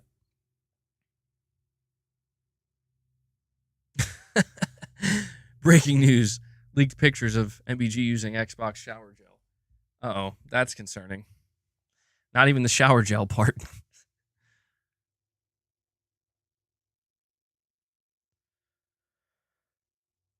You're saying he made a 400% profit. That's bleep money. If he had just 100K shares, he's worth more than 400 million now. Fucking wild. Bobby won. Yeah. Yeah, he did. Absolutely. But that's the way the corporate world works, man. The people up top, it's very, very, very rare that the people up top are the ones that take the fall. And if it seems like they're taking the fall, they're actually probably not. They're actually probably taking the biggest win and that's kind of sad in some case. In this case, it is sad. But all right, let me see. I do have one other major topic I want to discuss with you guys, though. I think it's a pretty good one. I'm gonna go over it with you now, okay? And I'm actually really curious. Devil Shooter, don't bring that back, bro. Don't bring it back. Um, this topic is one that I'm really curious to see how you guys feel about it and if you agree or disagree. But we're looking at, let's see, I have an article from PlayStation Lifestyle. God of War creator David Jaffe has revealed how he doesn't like the character development of Kratos in the latest games. The ex-game developer turned commentator explained how he thought the father and son dynamic between the protagonist and Atreus and the storyline that developed did not befit the character that he created. God of War Ragnarok's animation director Bruno Velasquez once said in an interview that the game's storyline reflected the studio's personalities and personal experiences. The previous God of War games that took place during the Greek era reflected the team's college years, but now the team has grown up and the developers have their own families. While Jaffe didn't seem to mind this during the 2018 reboot of God of War, which he thought was great, Ragnarok turned out to be a different experience. In his latest podcast, Jaffe went on to clarify that the story built around personal experiences like family relationships would have been perfectly fine for a new IP or even a new character, but not for Kratos. Quote, if you're going to build a brand new IP or you're going to build a character into God of War lore, and that character is struggling or dealing with your problems that a lot of you that a lot of you guys that have gotten older and girls at the studio have dealt with, that's wonderful. Do that shit all day long, but don't take the character Kratos or Indiana Jones and go, you know what? I'm older now and I'm really into my family and I want to tell stories about fathers and sons and God. No, that's just not what this. That's not what this character is. Um, what what do you think about this? First and foremost, I want to say that I respect David Jaffe is the creator of God of War, the original vision of Kratos in those games. But I am in I disagree like wholeheartedly with I do see his point, but I honestly disagree wholeheartedly. And the reason being is I think the idea of look, I'm going to make a bold statement right now. I think it's a bold statement. Maybe it's not. I think if Cory Barlog and the team that created God of War 2018 and Ragnarok, if they approached it by saying, we're going to follow the template of the previous like main 3 games, I think it still would have been a success, but it wouldn't have never been anywhere near the level of success that 2018 and Ragnarok has found. I don't think people would respect these games or what Cory Barlog did nearly as much. Because I think what Cory Barlog did was something that was risky and challenging and something that it wasn't a guarantee. And it could have came off as cringe and like, oh my God, this is not it at all. Like this is being handled horribly. But I think they handled it perfectly, dude. I do. Like this idea that Kratos is not a family man. Listen, I'm gonna get into spoiler territory here for just a moment for God of War Ragnarok Valhalla, the DLC. Okay?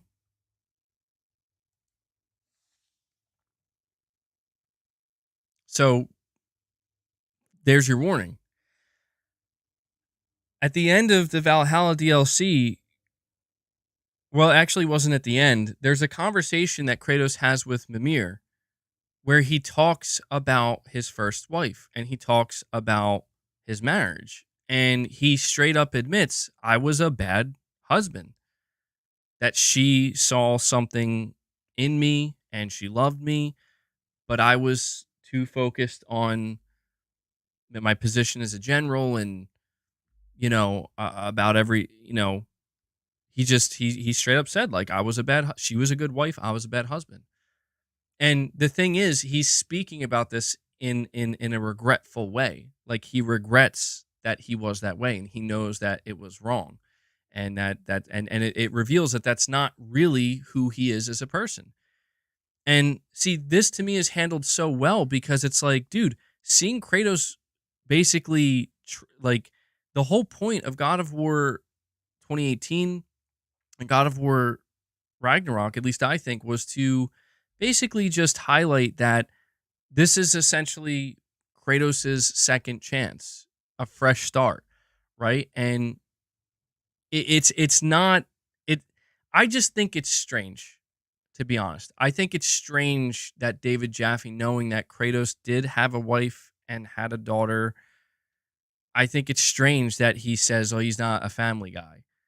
It's like, well, he was young and reckless, and I think that that's something that a lot of men, probably, especially fathers, like, I mean, that's a common thing. Like, young men can be reckless. They can make mistakes, and it's not until they get a little bit older, a little bit wiser, that and they start to calm down a little bit, and they start to realize, like, man, I was doing it all wrong. You know, let me do it right now. Like, this is if anything, like, this is a totally natural progression for this character, and it's not out of place. It's not out of left field.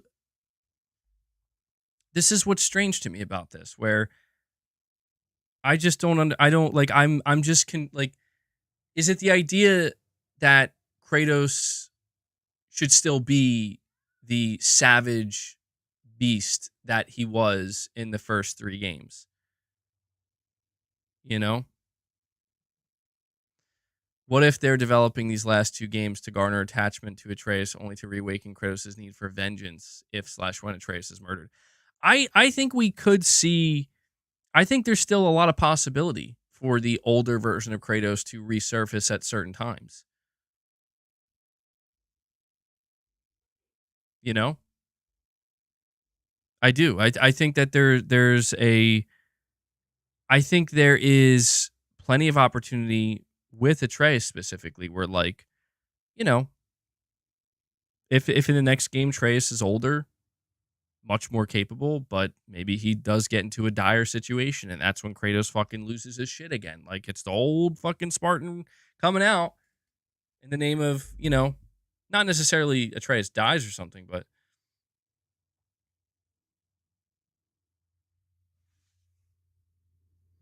Katie, you're saying it would be boring if he was just the same. That's what I'm saying, man. Like, I understand. Like, it's funny because I see a lot of God of War fans or PlayStation fans talk about how much they miss the original, like, God of War formula, how it was, less narrative, less cinematic, and it was more about, it had a much more, like, arcade like feel to it, just over the top brutality and action. And I get that, and I can totally understand why people are like, yeah, I want more of that. I would like to have that back. I totally get that, but I don't know, man. I don't know how you could look at I don't know how you could play something like God of War Valhalla, right? Like, complete that, get to that ending, and then be like, I hate this new Kratos. Like that to me is crazy. Where it's like that that was awesome. Like, that is like, dude, that is, listen, man, in a day and age where everyone is seemingly questioning what is masculinity. What does it mean to be masculine? Like, what does it truly mean to be a man, right? To have those masculine qualities. What's toxic? What's not? I can tell you, dude, you play God of War 2018 and Ragnarok, and you get to the end of Valhalla, and you see just that true full circle, right? And you see how far Kratos has come, how far his character has developed. In my opinion, Kratos is a near picture perfect example. Like, the final form of Kratos is a near picture perfect example of, like, that's true masculinity. Yeah, that's healthy masculinity. That's not that. And I get it. Maybe that's not too relevant to everybody. Where it's like, well, I just want to, like, play a fun game where I'm tearing shit up. It's like, I get that. I get that too. But I just think it's very cool, man. I think honestly, I think it's insanely awesome to see how the God of War, even though it's insanely awesome to see how the God of War franchise and Kratos as a character has progressed in the main games and throughout the years. I think it's very fascinating. I think it's very well done, and I don't know. I feel like these comments from Dave Jaffe are a little. I don't know. I don't know. They just seem a little bit out of left field. like to be honest, I feel like that's just such a I don't know, him criticizing the the family aspect, like the relationship between Kratos and Atreus and the importance of family. I think that's I don't know.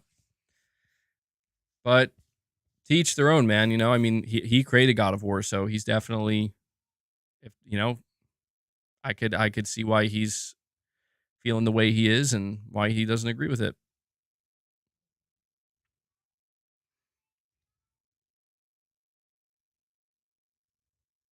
You're saying he sounds a little bitter. Yeah, I mean, you know what I would like to know? I don't know, and somebody can tell me if David Jaffe ever said this or not. I would like to know what would David Jaffe, what would he have done story wise? What direction would he have went in after like God of War 3? You know? Where would he have taken Kratos at that point? Maybe he answered that question already. But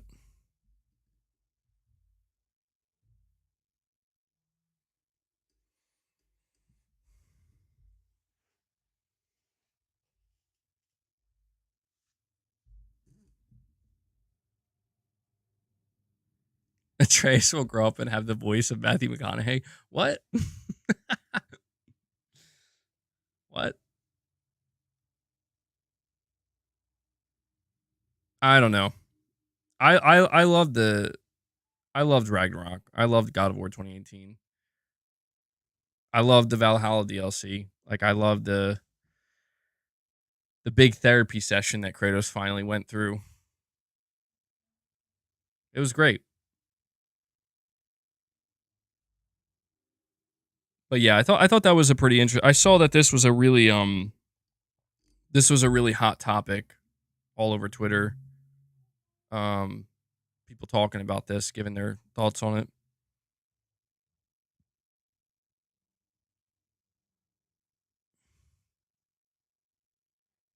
You're saying being a god, he shouldn't be aging out.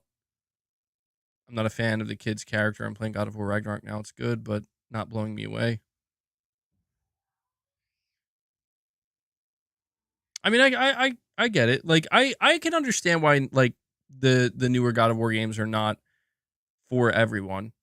Like they're like they're just people play. Like I don't. This isn't as good as like maybe to them it's a little bit overrated. I can understand that because I think that's just how it is with everything.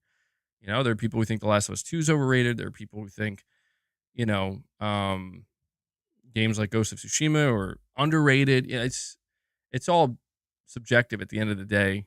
But you feel like it's missing the over the top action.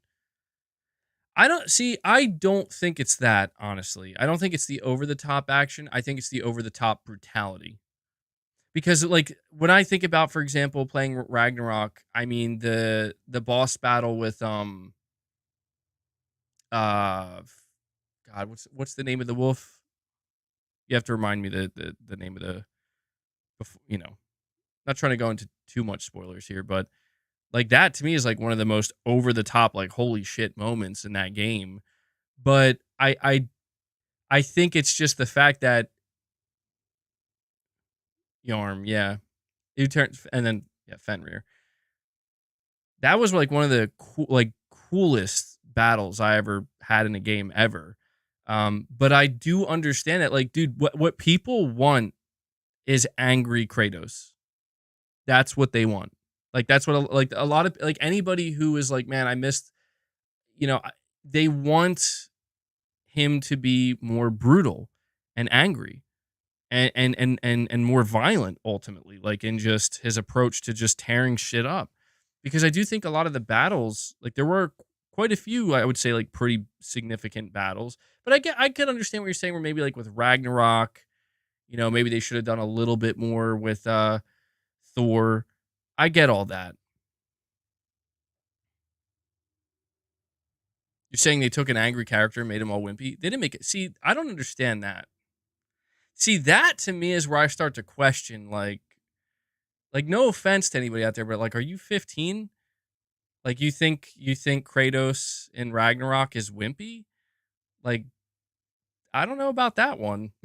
I don't know if you quite understand. Like, he's not. He's definitely not wimpy. He's just not fucking insane. I think that's the best way to put it. He's not completely fucking insane trying to murder everything and everyone. Old Kratos versus new Kratos is soft.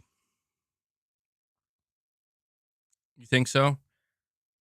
So would you talk shit to new Kratos? If you could stand in front of new Kratos, would you talk shit to him? Would you try to poke the bear? I mean, he's soft, right? What's he gonna do?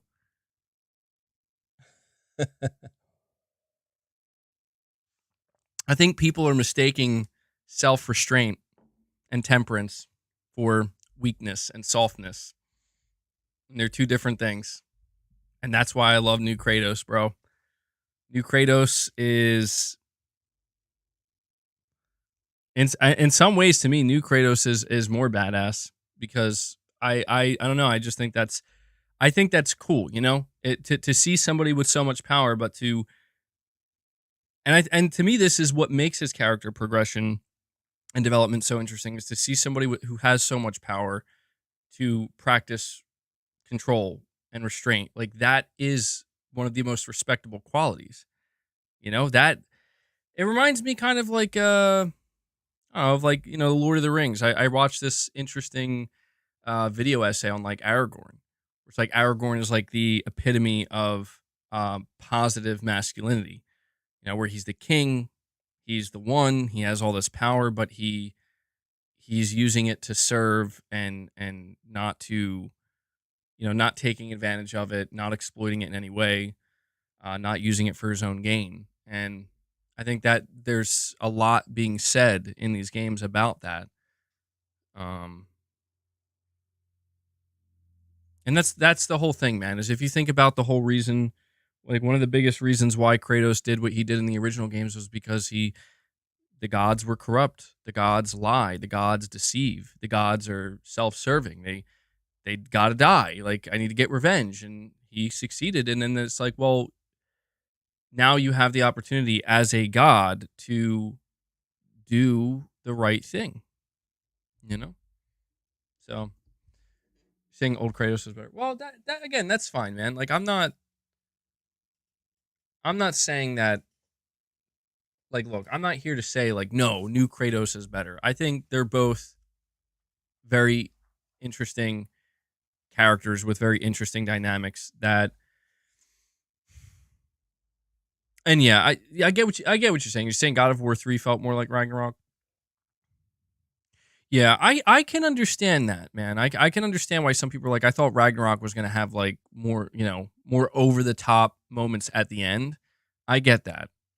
Um New Kratos is a girly man. That's funny. With the Arnold emoji. I love it.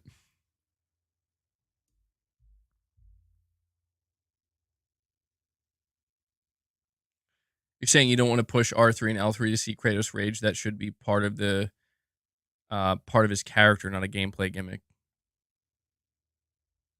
It's an interesting take. It could be the nostalgia that make people feel that the old God of War is better.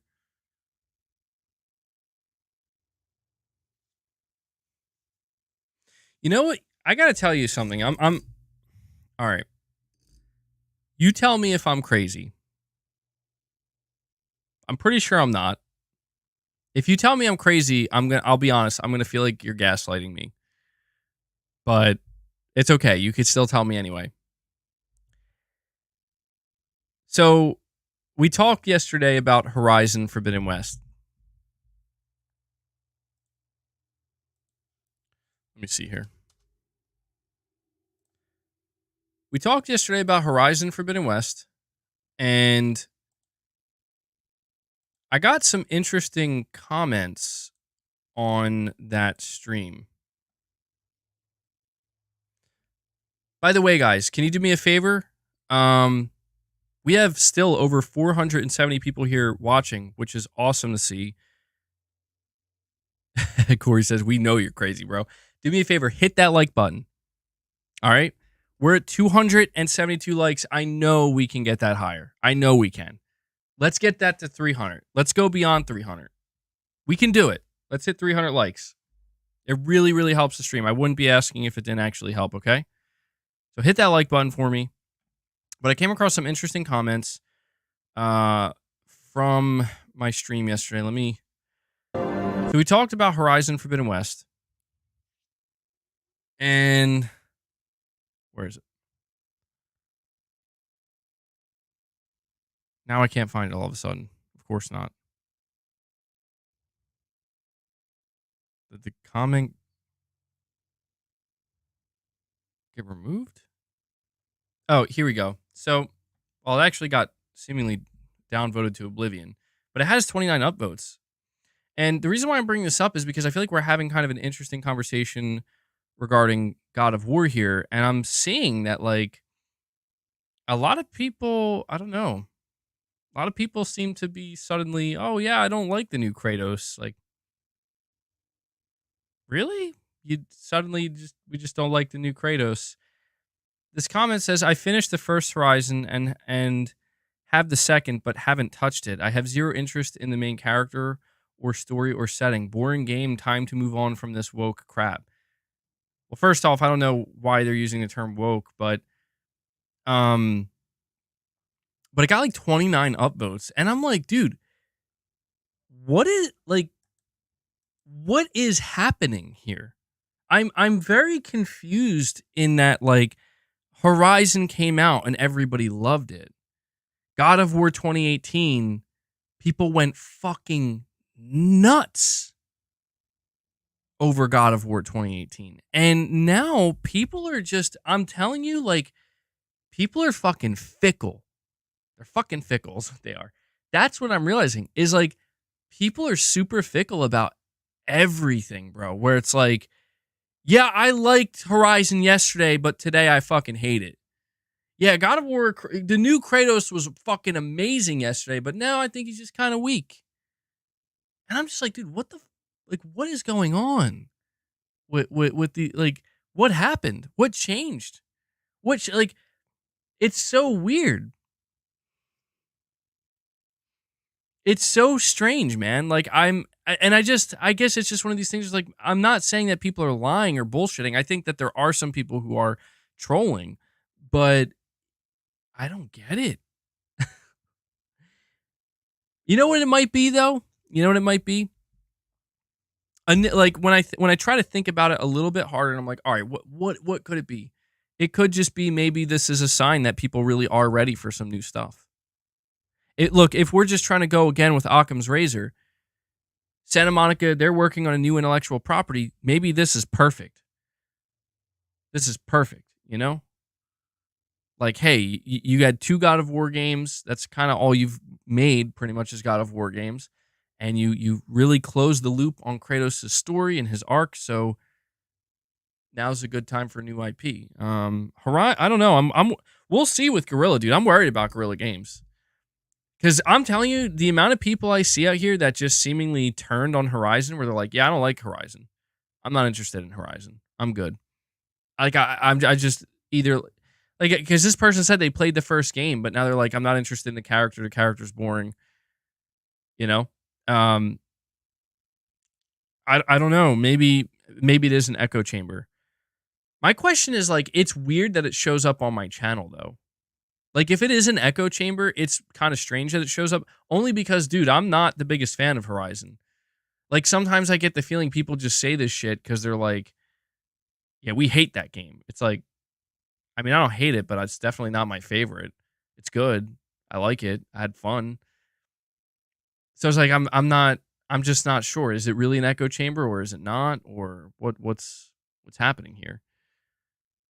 Killzone due for a return, maybe? Yeah, so what's interesting is I replied to that person. I'm like, dude, I'm sorry to say, man, but like Gorilla is like quadrupling down on Horizon. And I think that could be a big fucking mistake on their part, just to be clear.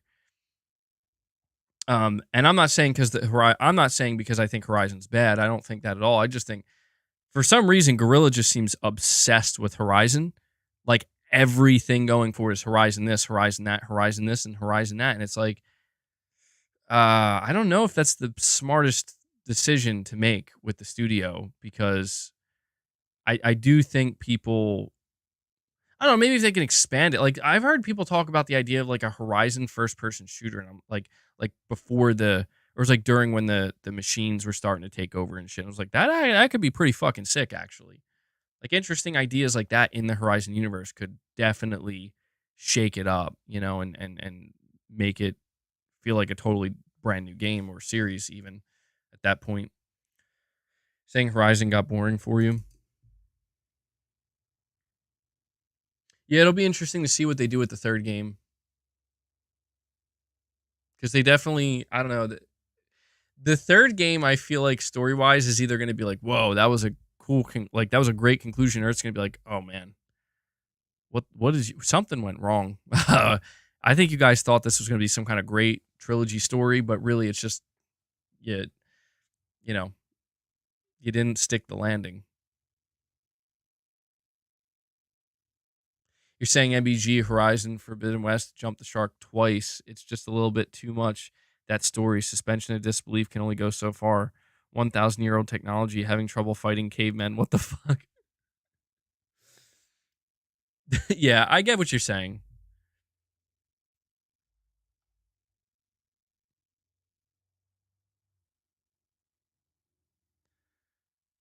All right, does anybody here think that Sony's games in general are just overrated?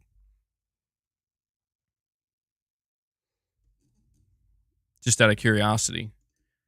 Like, do you guys think that the original, like the original Last of Us, the original Horizon, God of War 2018, are all these games overrated? No? A little? Somebody says I do, to be honest. I don't see that's the thing. I don't think there's anything wrong with thinking that some things are a little overrated. I think it's natural sometimes. A lot of people are saying no. Some people are saying yes. You're saying no, literally it's just Horizon, that isn't it for Sony. Interesting. I should put out a poll or something like that. Be interesting to see poll results. Getting a bit fatigued, maybe. Okay. Well, I will tell you, man. I don't know when Sony's having another showcase, but when they do, it's going to be very interesting to see what they show. Well, you're saying in comparison to what Sony used to put out, I think Spider-Man's overrated.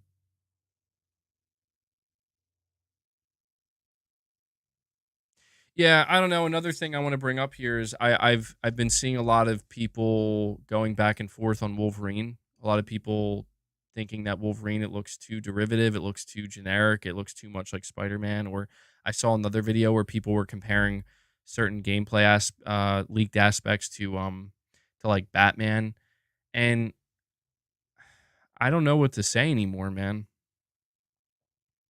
I don't because I don't know. To me, when I see this stuff, I'm like,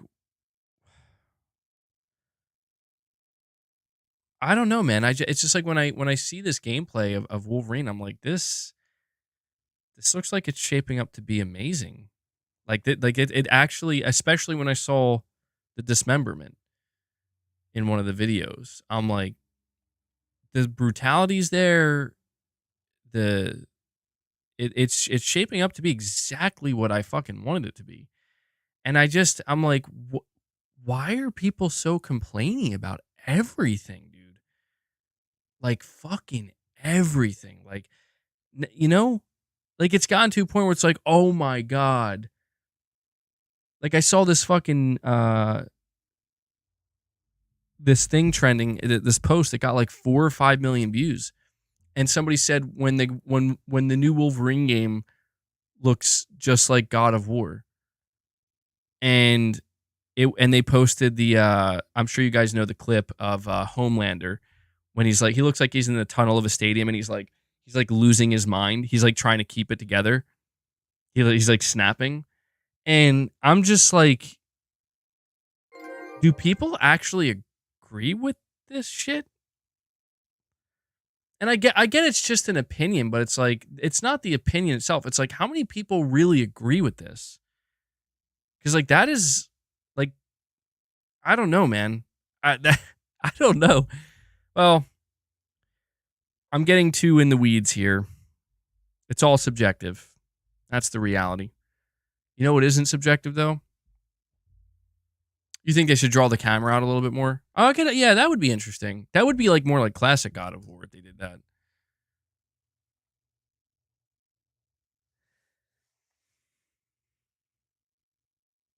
All right, well, here's what I'll say. You know what isn't subjective? The numbers. The numbers. So we'll see if people are actually really beginning to get tired of this stuff. We'll know.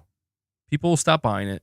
People will stop supporting it. The numbers will drop. Sony will see this and they'll have to do something about it. So it'll be interesting. It'll be interesting to see. So as I said before, it's easy to go on the internet and say, I don't like this, I don't like that, I won't buy this, I won't buy that, and then once you're logged off the internet and you're living your life, you do whatever the fuck you want. You don't have to share it. You don't have to tell anybody. You know? So God, I am feeling it now. My coffee is I'm either crashing or it's wearing off.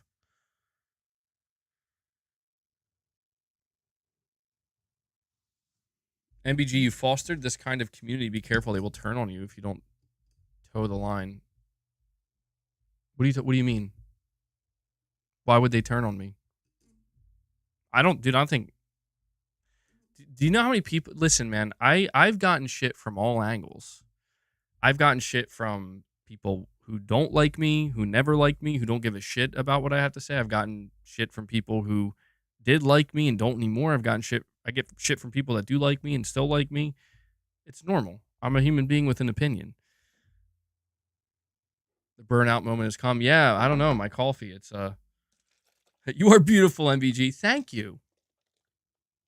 What a kind comment. I'm beautiful.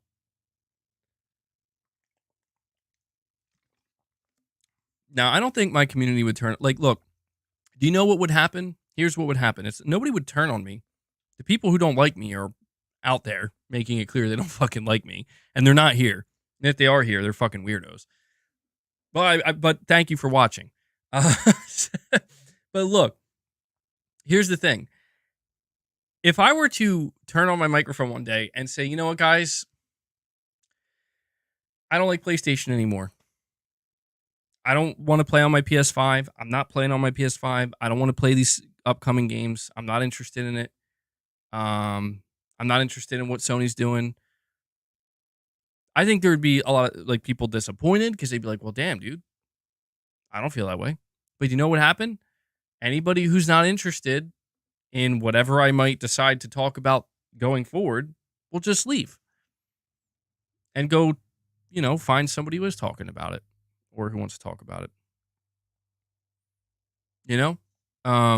But that's the thing. Like, I do not come here and talk about PlayStation because it's an expectation. I come here and I talk about PlayStation because I want to talk about PlayStation. Like, for example, look at the amount of times I talk about Xbox. People get annoyed at me all the time for how much I talk about Xbox. It's like, I'm sorry. I just don't fucking care, dude. Like, I'm sorry. But I'm going to talk about what I want to talk about. I'm not trying to be disrespectful to my viewers or my audience. If anything, I'm just trying to be transparent with you where it's like, look, man, I can't treat this like some kind of rigid, like, okay, here are the things you talk about, here are the things you don't talk about. And to me, that's just not fun. That's not interesting. It's too robotic. It's too sterile, and it's just not who I am.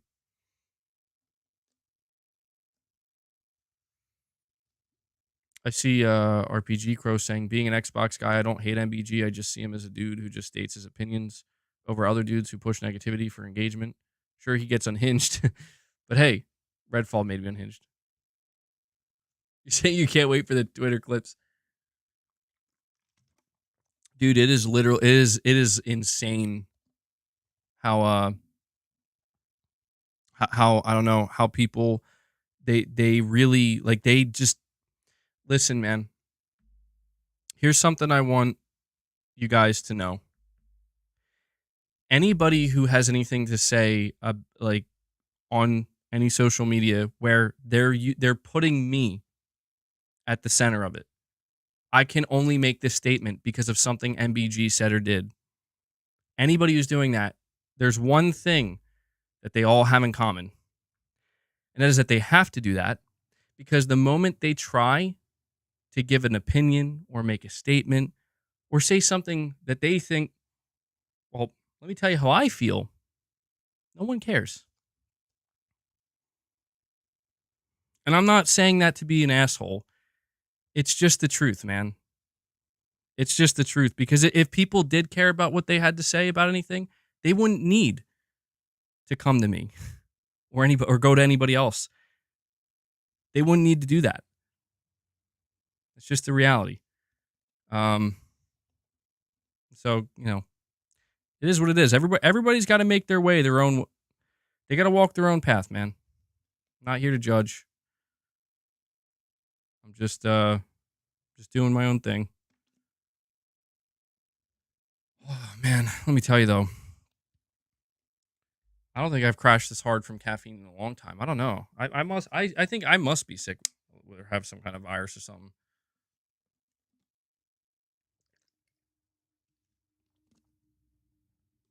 Venino, I'm sorry, man. I missed your $2 super chat here. You're saying Xbox fanboys were praising me yesterday? Oh, wow. That's a... Damn, is hell frozen over? Well, I appreciate that. I haven't come across anything. I mean, I'm not looking for it, but I will say this.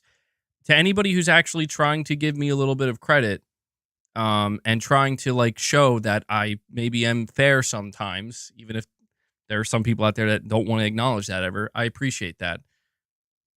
Because again, I don't mind if people are going to have their opinions on me. I do get unhinged sometimes. And sometimes I just have bad takes. You know, I'm a human. Maybe I have more bad takes than others. I don't know. But you know, if anybody is trying to actually give me some credit, thank you for that. You're on 400 milligrams of caffeine. Jeez. Venino, you're saying I love OG Kratos more. What OG God of War game do I like the most? Well, I can only say the first one because I didn't play the second or the third one. I've watched like playthroughs, but mainly story stuff I've watched boss battles and story stuff with God of War 2 and 3. I was gonna try to play through all three, and I don't know, I just ended up getting totally off track, but I beat the first one. It was really good. It was different because I don't go back and play old games like that. So it was very different for me. And it was like it was funny when I was playing it because I'm like, I can totally see what people like why people want to go back to the older gameplay of God of War because it still holds up, man. It does. Like it's definitely like the game itself is dated in a lot of ways, but the gameplay, like you can tell, like this is fun. It's like this is awesome, you know, just ripping shit apart, and you know, Kratos could jump. I was like, what the fuck? But yeah, people have been pushing me to play the original God of War games for a long time, and I'm not. I'll never say never. It's not on my radar right now, but I'm not a dude. I look. I understand it's like, yo, the last thing we need is more remakes or remasters. But let me tell you, if Sony dropped a, I don't know, if they dropped like a God of War, like 1 through 3 like remake collection or something. Like I'd definitely fucking play that. Maybe a members lounge, maybe one day. Right now I'm still, so I think I'm getting very close to the end of Lies of P. So I've been playing that. Dante's Inferno, that type of game is needed again. I think I played that a long time ago. Not the whole thing. I played like a section of it. I don't know if I played like a demo. All right, guys, let me see. All right, so here's what we're going to do. We're over the 3-hour mark. I'm beginning to get a headache, which sucks. I could tell I definitely have some kind of virus or something. I'm just not feeling 100%. But here's the thing. I still want to do a members lounge. So I think this is where I'm going to bring this episode to an end. And I'm going to segue to my outro. But if you are a channel member, guys, join me in the members lounge. We're going to hang out there for a little bit. I can't promise it's going to be a super long one today, but boss, here he is. By the way, he's joined me finally. Damn RPG Crow.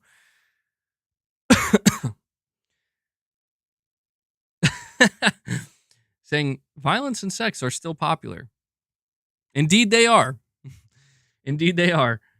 You're saying, Corey, you like the OG God of War games. Your favorite was still Ghost of Sparta, though. The PSP games, I never played. I never even touched them. So I would have no idea. All right, well, guys, thank you so much for joining me today. One more time. I'm going to ask one more time. I want to see a big push here. Hit that like button, okay? If you're about to leave this stream, before you do, just exit the chat, hit that like button. Let's see if we can get to 325 likes. I think we can do it. You guys are amazing. I know you can do it. I want to give a big thank you to all of you guys. Anybody who watched the stream, thank you for taking time out of your day to come hang out with me, to listen to what I have to say, hang out in the chat. But I want to give a big, special thank you and shout out to anybody who gifted memberships today. You know who you are. Anybody who dropped a super chat. Broccoli Rob with a $2 super chat. Coming back. Broccoli Rob is back. Says, MBG, you're a good dude, with a salute. Well, thank you so much for that, Broccoli Rob. Thank you. You're a good dude, too. Appreciate that. Yeah, thank you to everybody who has supported the channel in any way, but especially those of you supporting directly. This channel is fan-funded. If it wasn't for your generosity, I very likely would not be able to do this, at least not in the way that I like to do it, and I'm very thankful for that. And as I say that, we have Chris B. Chris B, literally at the very end of the stream, he's dropping membership gifts during the outro. Let's get some W's flowing in the chat for Chris B. He drops 5 more memberships. Chris, thank you so much, man. And that's what I'm talking about. That's the type of support that this community offers. So 5 more people hopefully can join us in the members lounge now. Chris. Thank you. Appreciate it. Thank you so much for not only being a longtime member, but supporting with some membership gifts as well. Chris just actually brought us up to 36. Make sure you can see that before we head out here. Guys, can I get some confirmation? Are we at 36? This man is a hero. Chris B says, Merry Christmas to all. Good stuff, man. So, I should let you know, too. I meant to say this. Let me see. I'm looking at the calendar.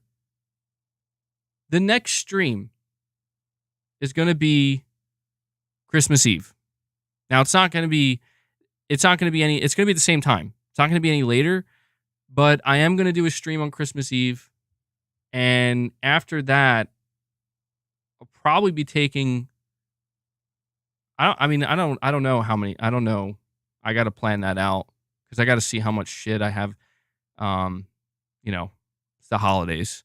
What's so funny about Christmas and the holidays is like, I feel like every year, I guess it depends on your circumstances, but every year you kind of think, rest and relaxation. But in reality, it's like sometimes it can actually be pretty hectic because if you're doing a lot of like traveling or visiting family or whatever it might be, or whatever, it can be quite a lot, but that's kind of the charm of it, right?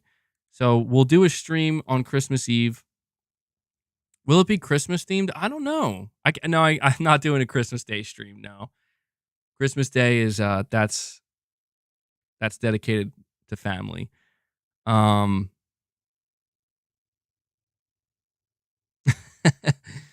Yeah, I think you're right. It can be hard to relax on the holidays. It is time off from work, but it can be hard to relax if you're trying to take care of everything. You got plans. Do a Christmas overlay. I don't know. I'll have to see if there's anything I can do. Maybe I could get like a decoration or two, or maybe I would try to get Boss to wear something if I thought he would actually wear it, but I don't think Cat's like that. I don't think he likes that. So yeah, look, I don't know what you guys are going to be doing on Christmas Eve. I'm not going to be streaming the whole day, of course, but I will have a stream going. I think Christmas Eve is on a Sunday too. Oh, it is. Yeah, so that works out perfect. Yeah, so come join me. We'll hang out. We'll have a good time. We'll chat. Have some eggnog. See if I can probably have more cookies. I forgot my wife brought in this cookie. She just did all her Christmas cookies. She baked them all, so looking forward to that. Open the stream with ho ho ho. At what point we're just one step away. Just dress as Santa, bro. Just come on the stream as Santa. Nah.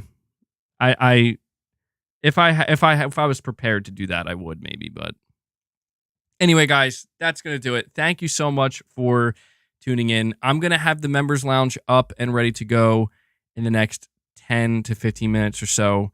We're going to hang out a little bit there. So if you are a member, I hope to see you there. Okay, please join me. Snake costume? I don't know. I'd have to go looking for it. I have no fucking idea what I did with it. I'm telling you, it like disappeared, man. Like after that day, I don't know. I was in such disarray. I don't know what happened to it. Maybe I have to go rummaging around for it. All right, guys. I'm going on and on now. That does it. I will catch you in the next one. Also want to give a shout out to Devil Shooter. Almost forgot. He does the timestamps. If you guys see Devil Shooter, yeah, I burned it. If you see Devil Shooter in the comments, give him a thank you. And guys, hit that like button on your way out. I will see you in the members lounge. And if I don't see you there, I will see you in the next. Tiswell, you're saying, did I see your super chat? Did you see the article from WCCF Tech about the 3 possible Spider-Man 2 free DLCs? Tiswell, I did talk about that. Yeah. Like I read your super chat earlier. All right. So no worries, bro. I got you. All right.